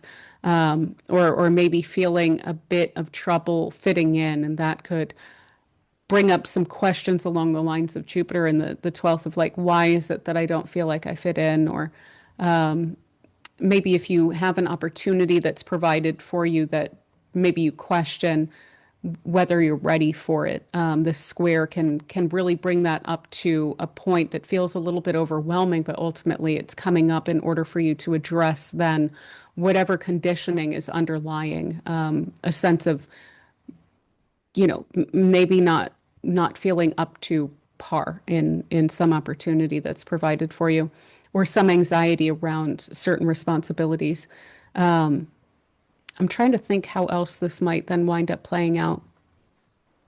It does have you, this whole alignment, it has you really, really, really seriously looking at your beliefs, your perspective, your worldview, possibly your politics, even your theories of the world, your perspective of your place in the world.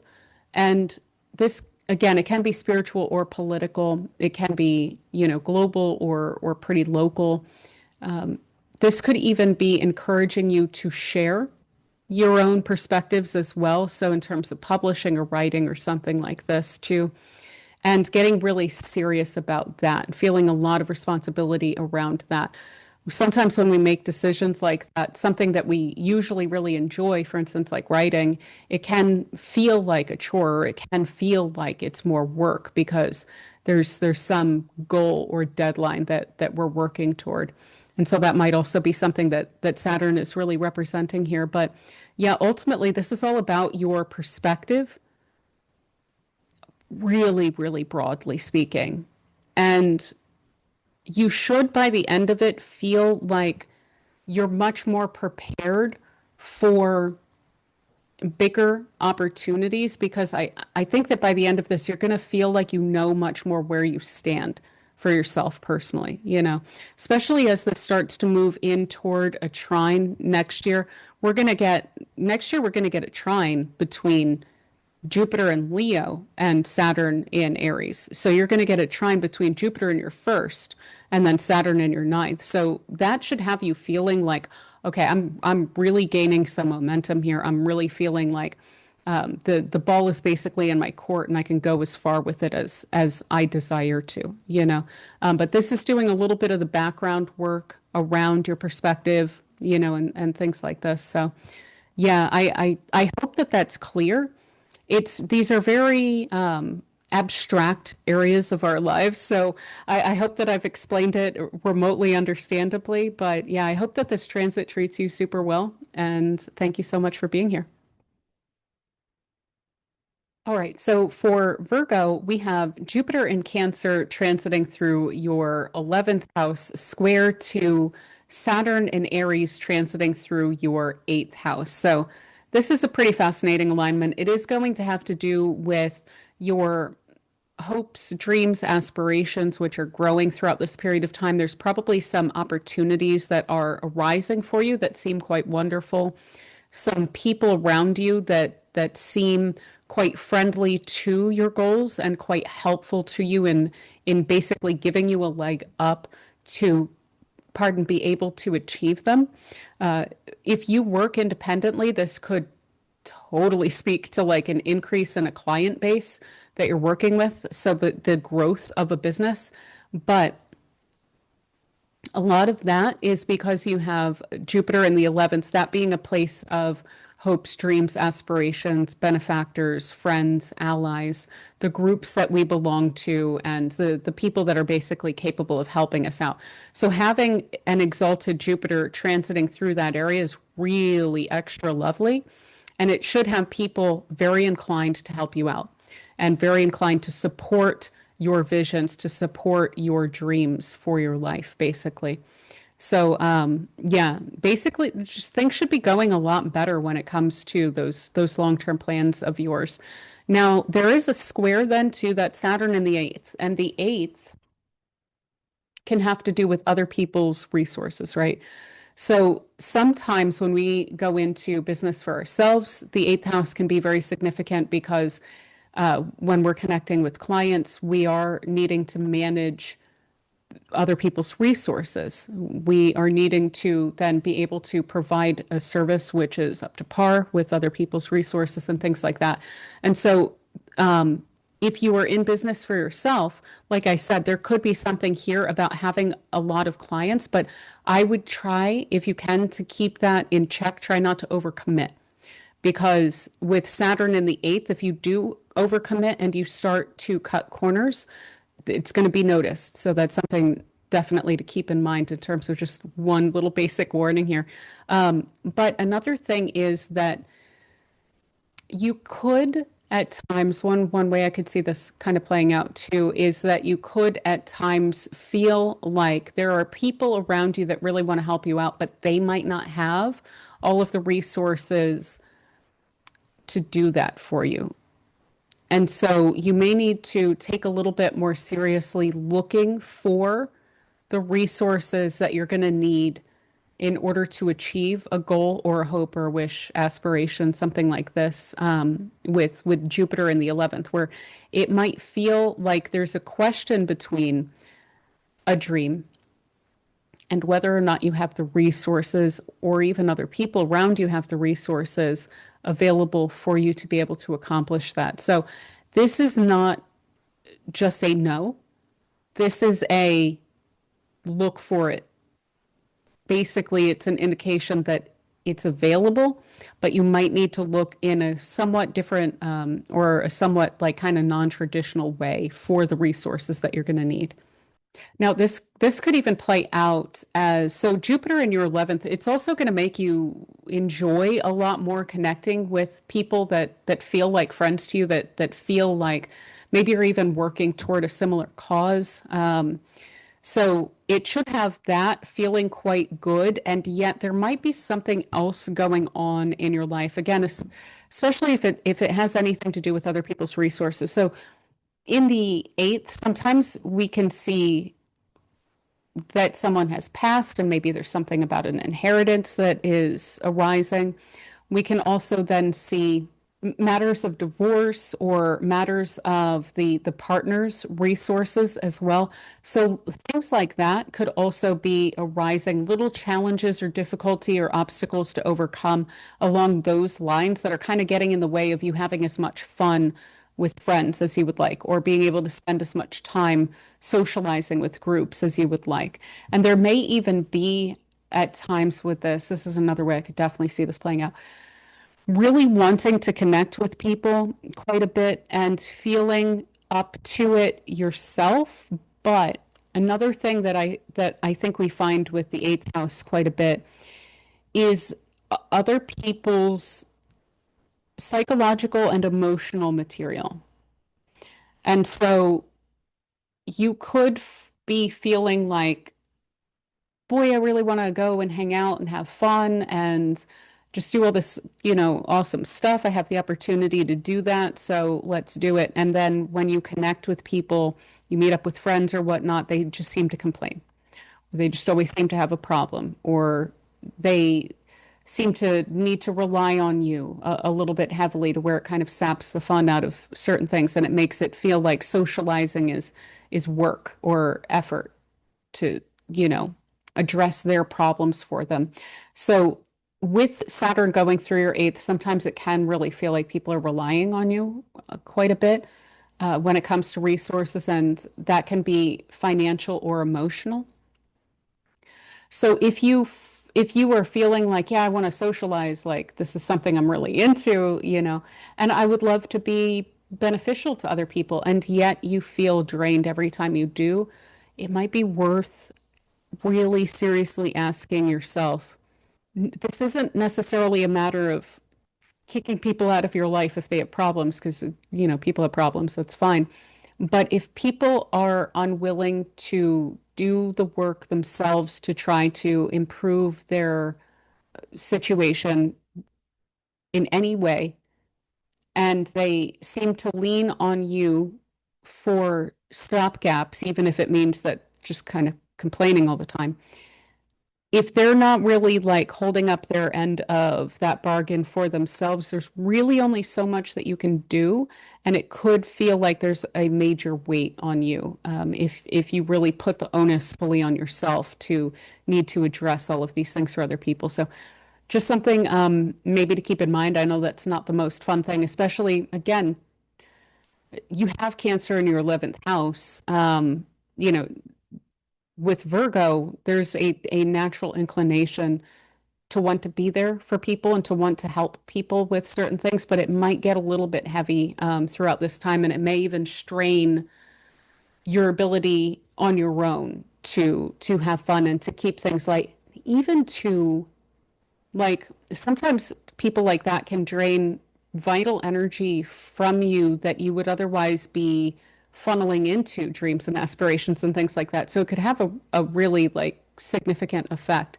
I would just kind of warn around that a little bit. And just if that's something that you really see playing out, try not to convince yourself that that's not what's going on.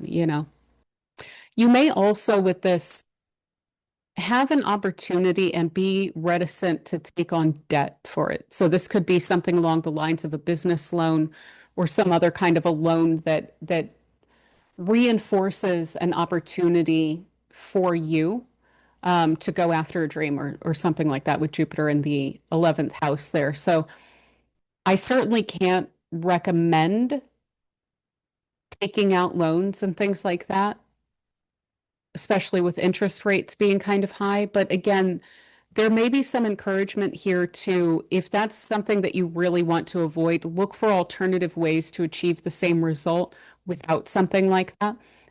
Or just try to understand, I'm just going to need to be super responsible about this and make sure that I'm able to follow the plan here. And that's what the plan is going to be. So I'm going to follow that repayment plan, and we're not going to get any sort of deferments or anything like that. And just really do put your all into, you know, being able to take care of any sort of a debt that you might need to take on for some sort of an opportunity around this time too, and just basically utilizing that Saturn to be super serious about that and really take that responsibility super seriously. But yeah, I'm trying to think of how else this might play out. It is ultimately with succeedent houses, and this is going to be the case for all of the mutable signs, is that this will be aligning in succeedent houses. All of the succeedent houses speak to resources in one way or another, and they typically speak to the resources offered by the house that precedes it and the significations of that. So with the 11th house, the resources of the career path, the reputation is, what were your hopes, dreams, and aspirations? What is it that you were going after? And who are the people that were able to help you to achieve that? Those are the resources that your career, basically has. With the eighth house, of course, it's aligned then with the seventh house of other people. That's why other people's resources and their considerations wind up showing up in the eighth house. And so there will be questions around expansion versus restriction of resources, and really then needing to balance that out and find a way. This is not a no.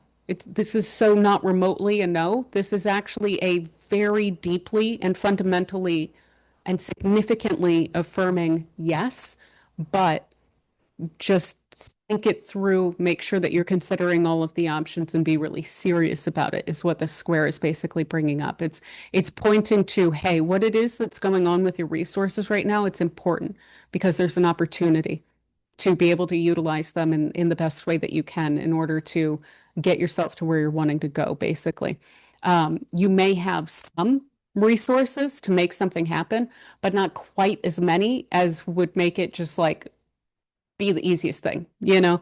And so you may need to like feed your resources into goals and then basically utilize what you can get out of those goals, those achievements, feed those back into, okay, these are the resources I have, and kind of slowly build that up in that way, you know? Um, and that's like the really like the bread and butter of the way that this transit should be expected to play out for you. But yeah, I think that that's most of what I have for you here, Virgo. So I hope that this transit treats you super well. And thank you so much for being here. All right, so for Libra, we have Jupiter in Cancer in your 10th house, square to Saturn in Aries in your 7th house. So these are some pretty significant areas of life. This, generally speaking, is for most people, career and close relationships. So with Jupiter in the 10th, like I said, for most people, this is career, but for some people, if you are a full-time parent and that's what you focus all of your energy on, then that would show up here, basically, especially with Cancer in your 10th house. But basically, it's what it is that you're known for. So it's your reputation, it's your role, it's your position in life that you create for yourself out in the world, basically. And so to have Jupiter coming through this area is extraordinarily fortunate. It can really open up a lot of doors for you. It can make you feel like you belong much more in the role that you have. It can speak very traditionally to like getting a step up, getting a raise or a promotion, especially a Jupiter in Cancer in the 10th, because Jupiter is exalted. This can really literally speak to like getting a seat that is higher up, you know, to be exalted, to be lifted up in your career position, basically. So that can definitely speak to promotions without a doubt. If you are wanting to start a business, this could really be a lot of resources coming in for you to be able to do that. But basically, it's things going very well in that area of your life. It can be a little bit overwhelming, of course, because usually when opportunities start to flow in, we don't really want to miss them, and so we want to grab onto as many as we possibly can. And so sometimes we can wind up overextending ourselves a little bit. There may be a little bit of that here. So I would recommend, just to the extent that you can, trying not to overcommit. But the square then to Saturn in the 7th, there's a few ways that this can play out. I'll speak to the one that's just continuing to speak to professional life for now. If you are stepping up in a role, if you are getting a promotion or something like this, a really wonderful opportunity, you might be taking more seriously how it is that you are connecting with other people, professionally speaking. So this could be even like a wardrobe change or just how it is that you carry yourself, who it is that you are connecting with might be of greater authority or greater seriousness than those that you've connected with for the most part before. So this could just be dealing with a different type of colleague on a regular basis. This could have you dealing directly with clients that can also sometimes show up in the 7th house and needing to do so in a way that is quite polished, quite professional, and therefore taking that much more seriously, you know. Another way that this could play out where we're looking much more so at professional life would be there may be a constraint on personal relationships due to a bit of an overabundance of focus on the opportunities that are arising for you in your professional life. That's totally understandable, and that contributes to not overextending yourself. So that could be kind of helpful, but it could also feel a little bit frustrating. So if you can, just every once in a while, allow for yourself to feel like you're able to connect with people as friends and on that level, and not just connecting with people professionally, that might be kind of wise. Now, also then, this could be indicating different areas of your life. This could be like you're getting, for instance, a promotion with work, and you are getting a lot more serious in a specific relationship. And so those are both taking a lot of your focus at the same time, and it can feel really like you're stretched or pulled in two different directions, and like you're needing to be super responsible to be able to possibly offer more than 50% to both of these areas of your life, you know, and then what is left for you. So it could just be a matter of there being a lot going on and feeling a little bit of difficulty keeping up with it all. This could even speak to that you are getting married, or that there is some sort of a long-term relationship that is coming to a more long-term level of commitment with Saturn in your seventh house. And so therefore feel like, again, just kind of feeling at odds with these different parts of your life and the amount of focus or energy or effort that they're requiring. Now, on the a little bit more difficult side of this, and I wouldn't necessarily run with this, but I would say if you start to feel this way, I would, as quickly as you can, open up lines of communication around it. You could at times also feel like you have a relationship, especially if it's like a one-on-one relationship, especially romantic partnership. This could even be a friend that is constraining your ability to take advantage of the professional opportunities that are coming in. So, for instance, if you have a partner that is drama, just put it that way. Let me just be as frank as possible. If you have someone that is requiring a lot of your time and energy and effort to constantly kind of appease them or address what it is that they're wanting for you to address and so forth, but you're coming into a time in your life where there's a lot of opportunities potentially around you professionally, and yet you feel like you are constantly drained and exhausted due to the relationship and therefore unable to show up as your best each day and really show yourself as worthy of those opportunities, you may feel kind of frustrated or constrained by that. That may then bring up a major question around, do you even really want to be doing a relationship like that around this period of time? Or is it maybe necessary for you to back burner perhaps romantic relationships or more potentially dramatic friendships or things like this just during this period of time? You might just really want to be focusing on your career throughout this time, if that's the case. So there's a tension there for sure. This really points to a significant period of time in your life where you are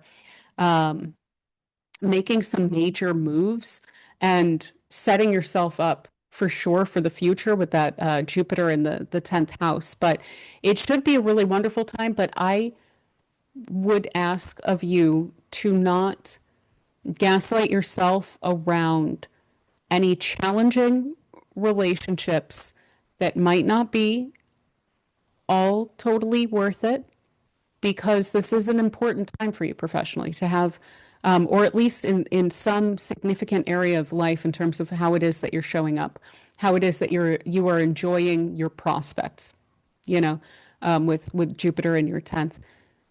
You're meant to enjoy that. And if people are making that less enjoyable, the square is probably calling into question the sustainability or the benefit of those connections. So it is something to think about. You know, we don't always need to just like throw away a connection, but I would really be communicating around that if something like that is really coming up. And then if someone is really being unreasonable, I would just hate to see someone miss out on opportunities that could be really great for them because they're feeling guilty from someone else, you know? So that's mostly what I would really warn about here. But yeah, otherwise it's an excellent alignment. And it's most likely to just be a little bit overwhelming. So something to keep in mind to not overcommit yourself throughout this time. But yeah, I think that's pretty much what I have for you, Libra. So I hope that this transit treats you super well. And thank you so much for being here. All right, so for Scorpio, we have Jupiter in Cancer transiting your ninth house, square to Saturn in Aries transiting your sixth house. So this is an interesting kind of an alignment here. And Jupiter in your ninth house is really going to be encouraging a desire to expand your horizons, to basically break out of a comfort zone, to learn and experience as much of life as you can. The ninth house is the place where higher education, where foreign places, faraway places, different cultures, many different fields within humanities winds up showing up here because these require us to kind of expand our perspectives. Our worldviews show up here. We can see some spirituality, religion, things like that around belief showing up here. Publishing and travel also show up here quite a bit. And so this is really encouraging you. Like this is probably going to feel something like a wanderlust, or at the very least, really wanting to sink your teeth into a subject and learn as much as you can about it to basically add that to your quiver, to add that to your breadth of experience in this life. So it's a really wonderful alignment. It can also make going to school, taking classes, reading, publishing, traveling, things like this, it can make all of those experiences not only go smoothly and be quite safe, but it can have the rewards or the outcomes or the impact of those things be a lot more significant too. So that's going to be stirring up a lot of those feelings. The interesting thing here is that then we have that square to Saturn in your sixth. And I could see how this could feel like being stuck in a rut or stuck in a routine, or feeling like, yeah, that would be lovely to expand my horizons in that way, but it's kind of frivolous. I have all of these things I need to do and I need to be realistic about things. So right off the bat, I would not recommend being too hard on yourself in that way. I would definitely encourage allowing for that Jupiter to express itself in some way or another, at least. Like if you don't plan on taking a trip in the coming year, I would recommend maybe taking an informal course or going on short trips or potentially reading some really fascinating books, getting into some other type of topic or something like that. And giving that Jupiter something that it's able to do, because it's wanting to do really wonderful things that are really life affirming and life enriching. But Saturn in the sixth is really saying like, well, we have this routine that we need to maintain. We have work that we need to do. We have our health that we need to take care of. Basically, all of the kind of mundane details of life tend to show up in the sixth house. And this can be things that we're really, really willing to put a lot of effort into. But to have Saturn going through that area, that can feel extra heavy. It can feel like there's a lot more of a burden that is placed in that area, basically. So with Saturn and Jupiter square to each other, you're probably going to feel kind of at odds about being responsible versus following a passion throughout this coming period of time, and especially in June. You're kind of supposed to do both, and that's the annoying thing about this is that we're not supposed to really just go all in on either side of this. It's about trying to figure out something of a middle ground to where we're able to accomplish both at least part of the way in such a way as is sustainable. So Jupiter in the ninth in Cancer, that would probably, in terms of where you're at and expanding your horizons and things like that, that would probably encourage you to take a gap year or an extra gap year or something like that, and would really want for you to go all in on expanding horizons. But because we live in the world that we live in and resources are a question and we have to take care of things and so on and so forth, then Saturn is really saying, hey, wait, hold up. We have to take care of all this stuff first. And neither of those is necessarily the way to go. I wouldn't say that you need to accomplish everything before you have fun. And I would also not say sweep under the rug your responsibilities during this time. It is going to be something of a balancing act, but there's going to be a bit of a tension internally around wanting to do both of these things at once. I would say with Saturn there, yeah, it makes it makes the routine perhaps a little bit less enjoyable, but there's still a satisfaction with Saturn. So there's still a desire to do that. There's a real desire to be responsible here. Like if you could have it one way or the other, you probably would, but you're going to need to satisfy both of those urges to um, accomplish everything before you have fun versus to just have fun and forget all of the responsibilities. So, trying to think if there's anything else along these lines that's likely to come up here. I mean, so there could be responsibilities coming up where it actually interferes with your ability to do something that you're wanting to do. I'm hoping that that's not the case, but that may be something that you just kind of run into in this coming time. And um, that might just kind of be how that winds up shaking out. But if you can give yourself, I would say this is how I would deal with that if that winds up arising. If you're able to give yourself a consolation prize, basically, if you, for instance, really want to go on a vacation, but you need to caretake for someone during this time, and so you just aren't quite able to do it. If you're able to take a day trip or something like that and just try and meet yourself in the middle, basically, I would really recommend doing something like that so that you don't feel like you're just full on depriving yourself here.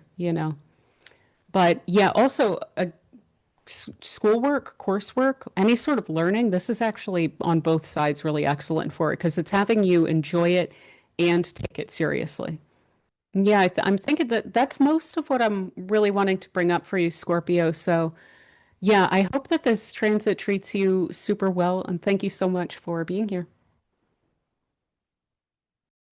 All right, so for Sagittarius, we have Jupiter in Cancer in your eighth house and Saturn in Aries in your fifth house. So, this is not the most fun of all of the alignments that have ever happened, but it's a little bit helpful in terms of resources and sorting out resources and making sure that those are on some pretty solid and sound ground here. So, whenever we're dealing with succedent houses, so the second, fifth, eighth, or 11th houses, we are speaking to the resources that we have, the primary resources we have in life. And so with the eighth house, we're dealing with the resources that carry forth from the seventh house of other people.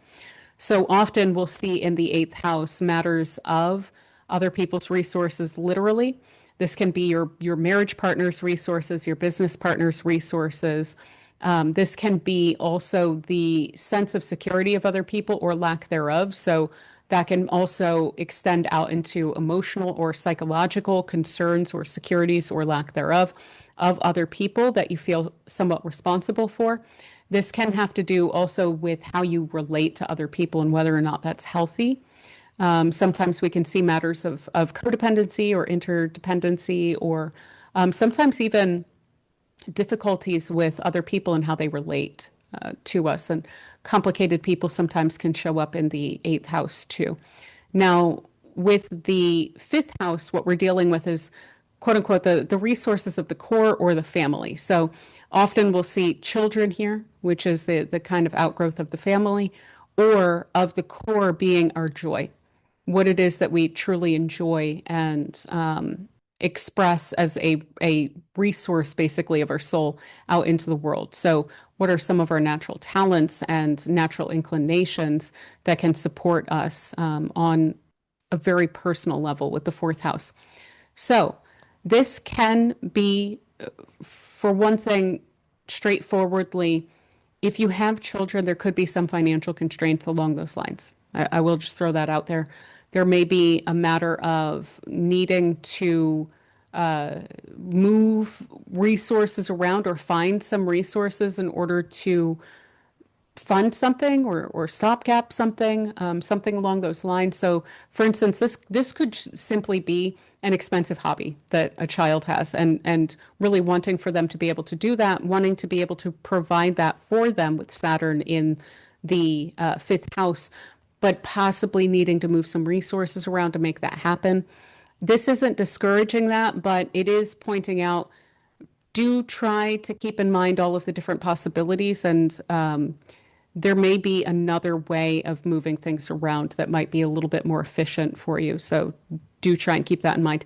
Now, on the other hand, this could be also Jupiter may be like bringing up questions around how you relate to other people. It could be bringing up a really wonderful resource that's around you and pointing that out.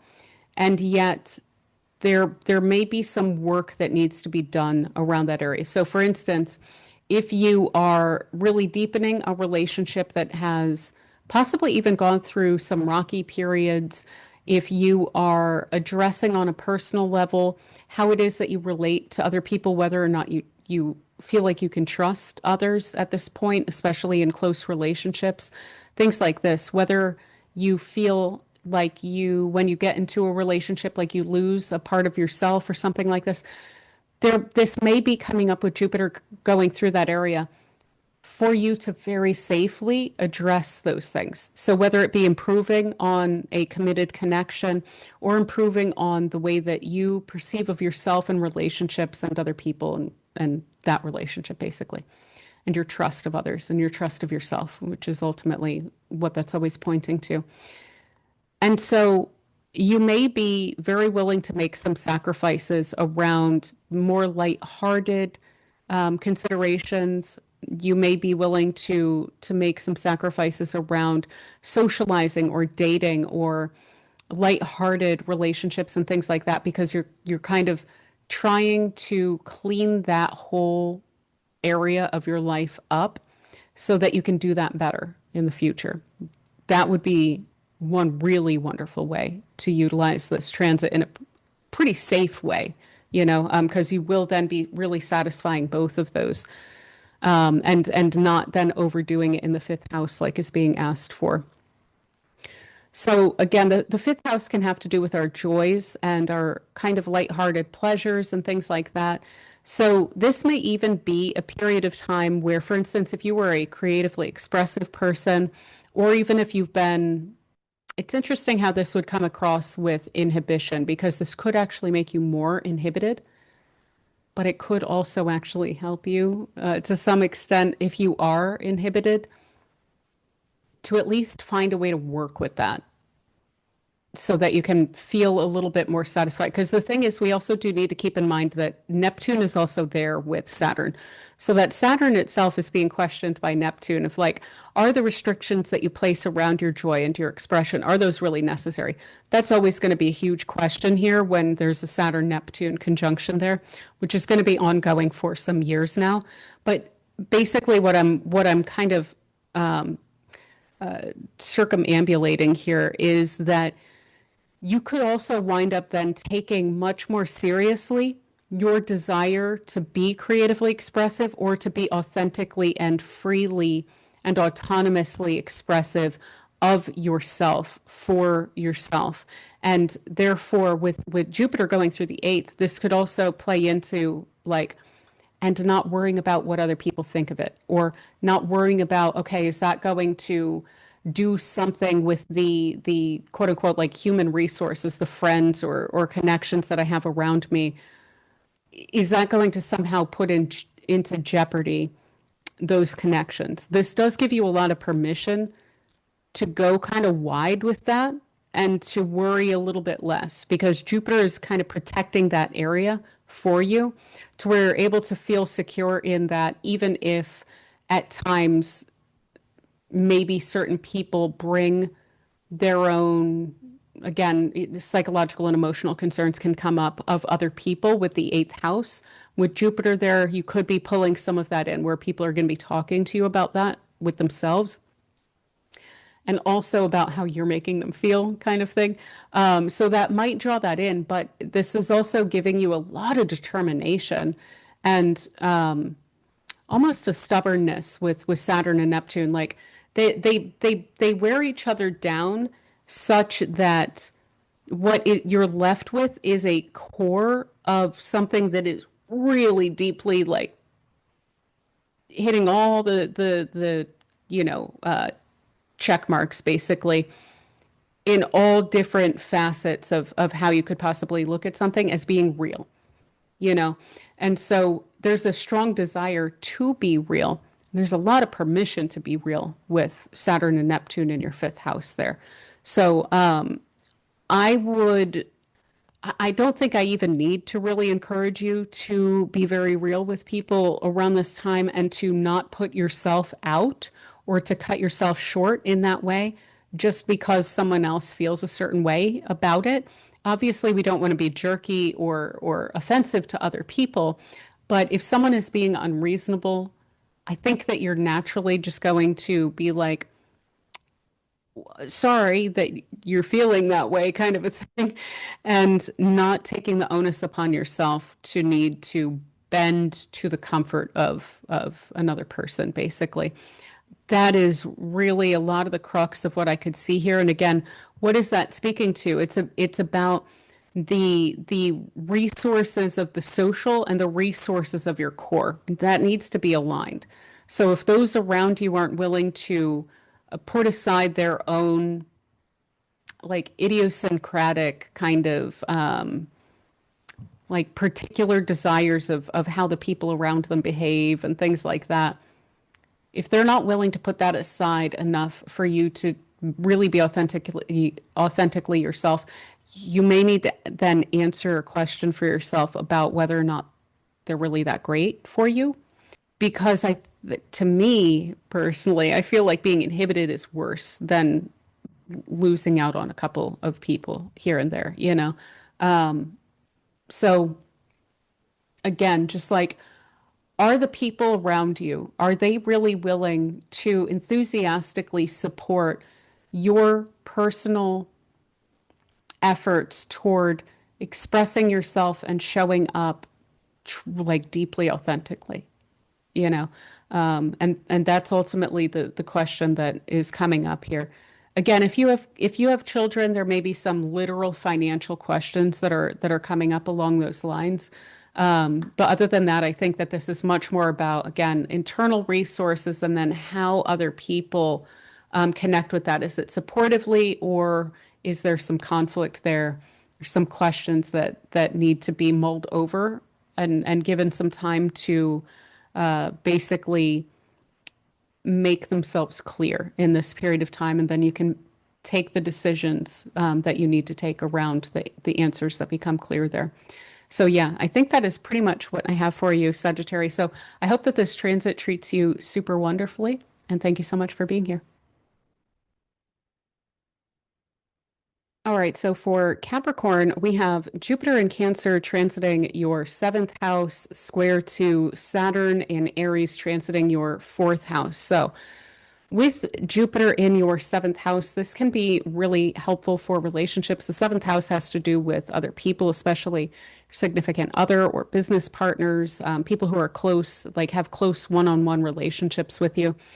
And so this is very helpful for relationships. This can mark a period in which you meet someone who is quite significant to you.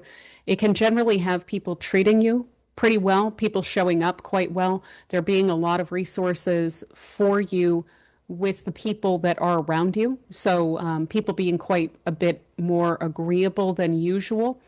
This can have you entering like good business partnerships with other people as well.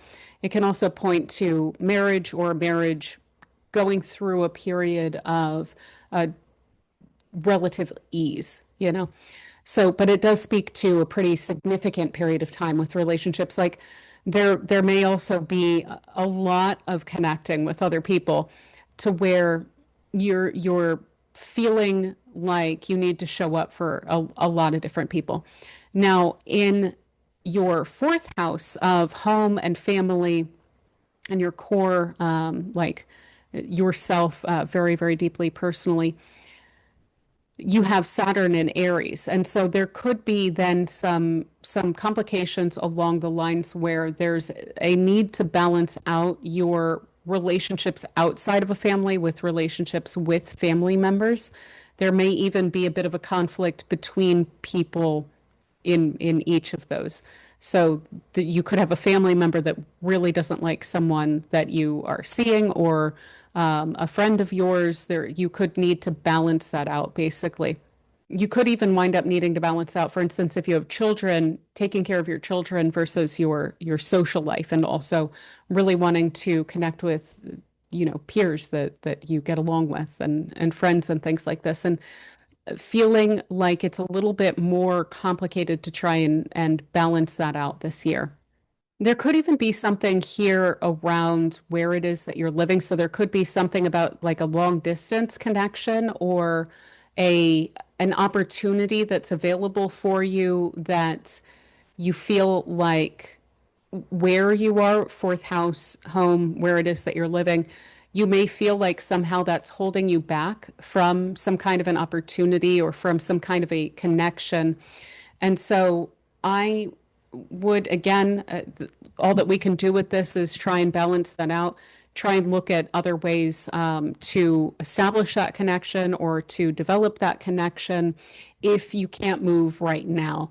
There could also, though, be an opportunity where you can go to something or you can connect with someone, but it's going to take a lot of effort to figure out all of the kind of procedural stuff about where it is that you are, and are they going to come to you? Or are you going to go to them? Is there some way of like being able to work remotely or something along these lines? This could definitely be you working from home and there being a bit of a tension there as well. Like there might be an opportunity that's not like that, that maybe there would be something of a greater status involved in it, but you might just feel kind of constrained one way or the other, like it's a bit of a win-lose on both sides of that potential equation. Another thing I would watch out for, mostly around the June timeframe, would be when it comes to friends helping you with certain things or contractors or things like this. Like someone might mean well, but cause more of a complication. So I would make sure that anyone that is doing something for you, especially when it comes to your home, that they really know what they're doing and that they're not just doing something to be nice, but then potentially again causing a bigger problem. But yeah, other than that, this could also just be, some kind of a tension between your desire to be at home, your desire to maybe recharge at home and have you time and do your own thing, and a desire to connect with other people. Or there can be a major tension here then between your home life and your social life, kind of like even if you don't have kids, that could be some sort of tension that's coming up there. You may even feel very responsible, for instance, to a parental figure or someone else in the family or someone that you live with that is, you feel, inhibiting your ability to connect with people more on the level that you would really like to. But yeah, I think that's pretty much what I have for you, Capricorn. So I hope that this transit treats you super well. And thank you so much for being here. All right. So for Aquarius, we have Jupiter in Cancer transiting your sixth house, square to Saturn in Aries transiting your third house. So this can have you having a lot to do, just straight up across the board here. So Jupiter in your sixth house, it can be quite lovely in that it can put you much more in touch with your day-to-day routine and things like this. So it can have you enjoying your work, the tasks that you do, your routine. It can have you enjoying that a lot more, which is to say you're probably making some tweaks and adjustments to that to make it more enjoyable, and having a lot more, say, being a lot more productive. So this can be where you're setting out to do something and you're just kind of finding the steps of what it is that you're needing to accomplish day to day to be a little bit easier with Jupiter here.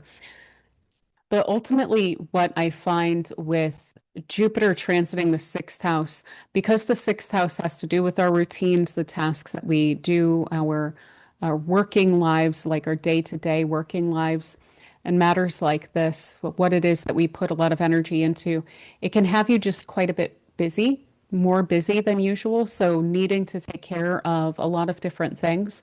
Now, usually it's going to be beneficial to have Jupiter here. So having then the benefit or the reward of the work that you do also be greater with Jupiter in the sixth house. But there's that square as well with Saturn in the third. So you might even find yourself in a situation where you're a bit overwhelmed by the amount of tasks that you're needing to do. Because Saturn in the third house, the third house has to do with like the people, places, things around you, your communication, communicating with different people, exchanging with different people, your neighbors and neighborhood, your peers and the people that you deal with on a day-to-day basis, learning things like this. So I wouldn't be surprised if you feel like you have a lot to take care of during this period of time, but that you feel like people are not being as communicative as they should be, or that they're not holding up their end quite as much as they should be. There might be some genuine feeling pulled between a bunch of different tasks, and yet on some level feeling like other people aren't quite holding their weight either, or aren't quite pulling their weight either. Now, of course, I guess the benefit of this, if you want to see it that way, is if you work for someone, this can have you looking quite good because you are taking care of your thing, but there may still be some frustration there. So one thing I would say is to expect some delays and to try not to overcommit yourself. And those are kind of intertwined where things might, even though a lot of things are going a little bit more smoothly than possible, there's a lot of timing that comes up with the third house as well. This does usually have a pretty quick rhythm to it. And yet to have Saturn there, it can be a little bit more difficult or a little bit more nuanced. There can be some delays there. Also, when commuting to work and things like this, trying to plan a little bit extra time for that commute. You may even find yourself negotiating about how much time you spend in an office or how much time you spend doing certain errands or tasks or things like that, or finding certain ways that you can address that without actually needing to physically go someplace. So you may be like delegating to people that you hire to handle certain things for you as well. It looks to me like there's just a matter of like not wanting to overstretch yourself, because I think that there's certain tasks that you're doing that are more valuable to you than others. And so being able to really focus in on those is going to be the best way to basically utilize this transit and get the most out of it. I even wonder if with this, there may be certain things about your environment that you're not loving. And you may wind up deciding that one of the ways that you're going to deal with that is by kind of burying your head in your work or in getting things done for yourself. And if you want to not be in a certain place or a certain circumstance, I certainly can't advise against that as a kind of coping mechanism for it. For instance, if you live in a certain city that you don't really want to live in, and so you're cutting down on your socializing and ramping up on your work because you're just kind of not really interested in the social vibe there or something like that, you may actually wind up reaping some pretty decent rewards along those lines, because maybe by focusing in on your work, you're able to free yourself up or like open up more opportunities to yourself to where you would be able to make the bigger, more structural changes that it is that you're really wanting. But yeah, ultimately, it is probably going to feel like there's a lot of different people putting a lot of responsibilities on you. And so to the extent to which you can delegate, I would also really recommend something like that with this, because there's a major risk of over committing yourself to different tasks and a lot of people trying to offload some of their work onto you. So I would also kind of keep an eye when it comes to that. But yeah, I think that that's most of what I have for you, Aquarius, when it comes to this. So Yeah, I hope that this transit treats you super well. And thank you so much for being here. All right. So for Pisces, we have Jupiter in Cancer transiting through your fifth house, square to Saturn in Aries transiting your second house. So this is going to have to do a lot with your enjoyment of matters and the extent to which you feel like you are able to do that securely. So with Jupiter transiting through your fifth, this is going to have you pretty enthusiastic about interests and hobbies and just basically the finer things in life. You know, the parts of life that are really worth pursuing and enjoying. So this can be little like talents of yours. If you are a creative type, this would be having a lot of inspiration along those lines, really being able to like tap into a muse or something like this. Also, this can really encourage you to be expressive, to be openly and authentically expressive throughout this coming year. If you have children, this is really wonderful for your children and usually things going quite well for them. If you don't have children, this can indicate fertility, so something to keep in mind for sure and plan around. If you do or you don't want that, this is indicating increased fertility.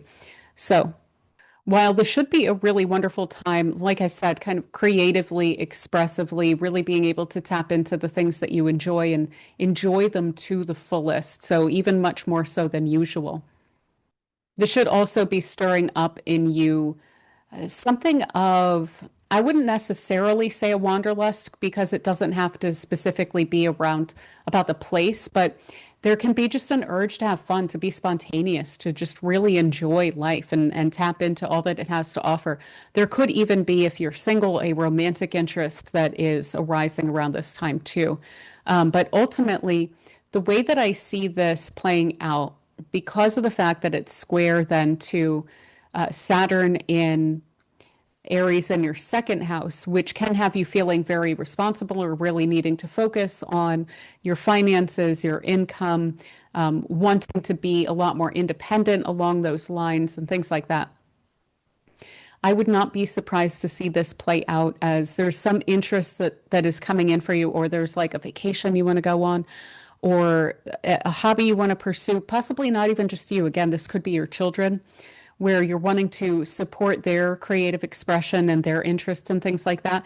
And yet you might just question the investment, probably financial. So where there's something you're wanting to do, but you're also simultaneously not wanting to spend the resources that are required to do that. Now, the answer usually with that is not going to be all one way or the other, but to find some way around it or to find some way to like ensure the value of something. So for instance, if this is an interest or a hobby of yours, yeah, it might take something of an investment in order to really flesh that out for yourself.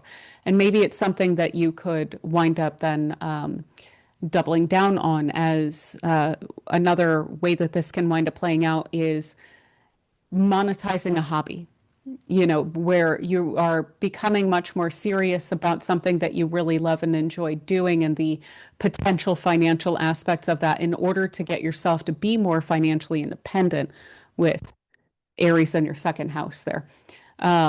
So this could really align you with something like that, where you could potentially become self-employed or at least a lot more financially independent due to a hobby or an interest or something. But again, there may be something when we're dealing with the succeedant houses, second, fifth, eighth, 11th, and we're dealing with a square between them, we are needing to move the resources around. So there may be something where you're needing to put a little bit of resources into something that can pay off then in resources. And by resources, I mostly probably mean money, you know, maybe needing to put some money into pursuing an interest or better developing an interest. Or for instance, this could be if you're wanting to do something that's an interest and monetize it, maybe you need extra materials. Maybe you need to invest in the materials that you will work into some other form and then be able to sell or something like this.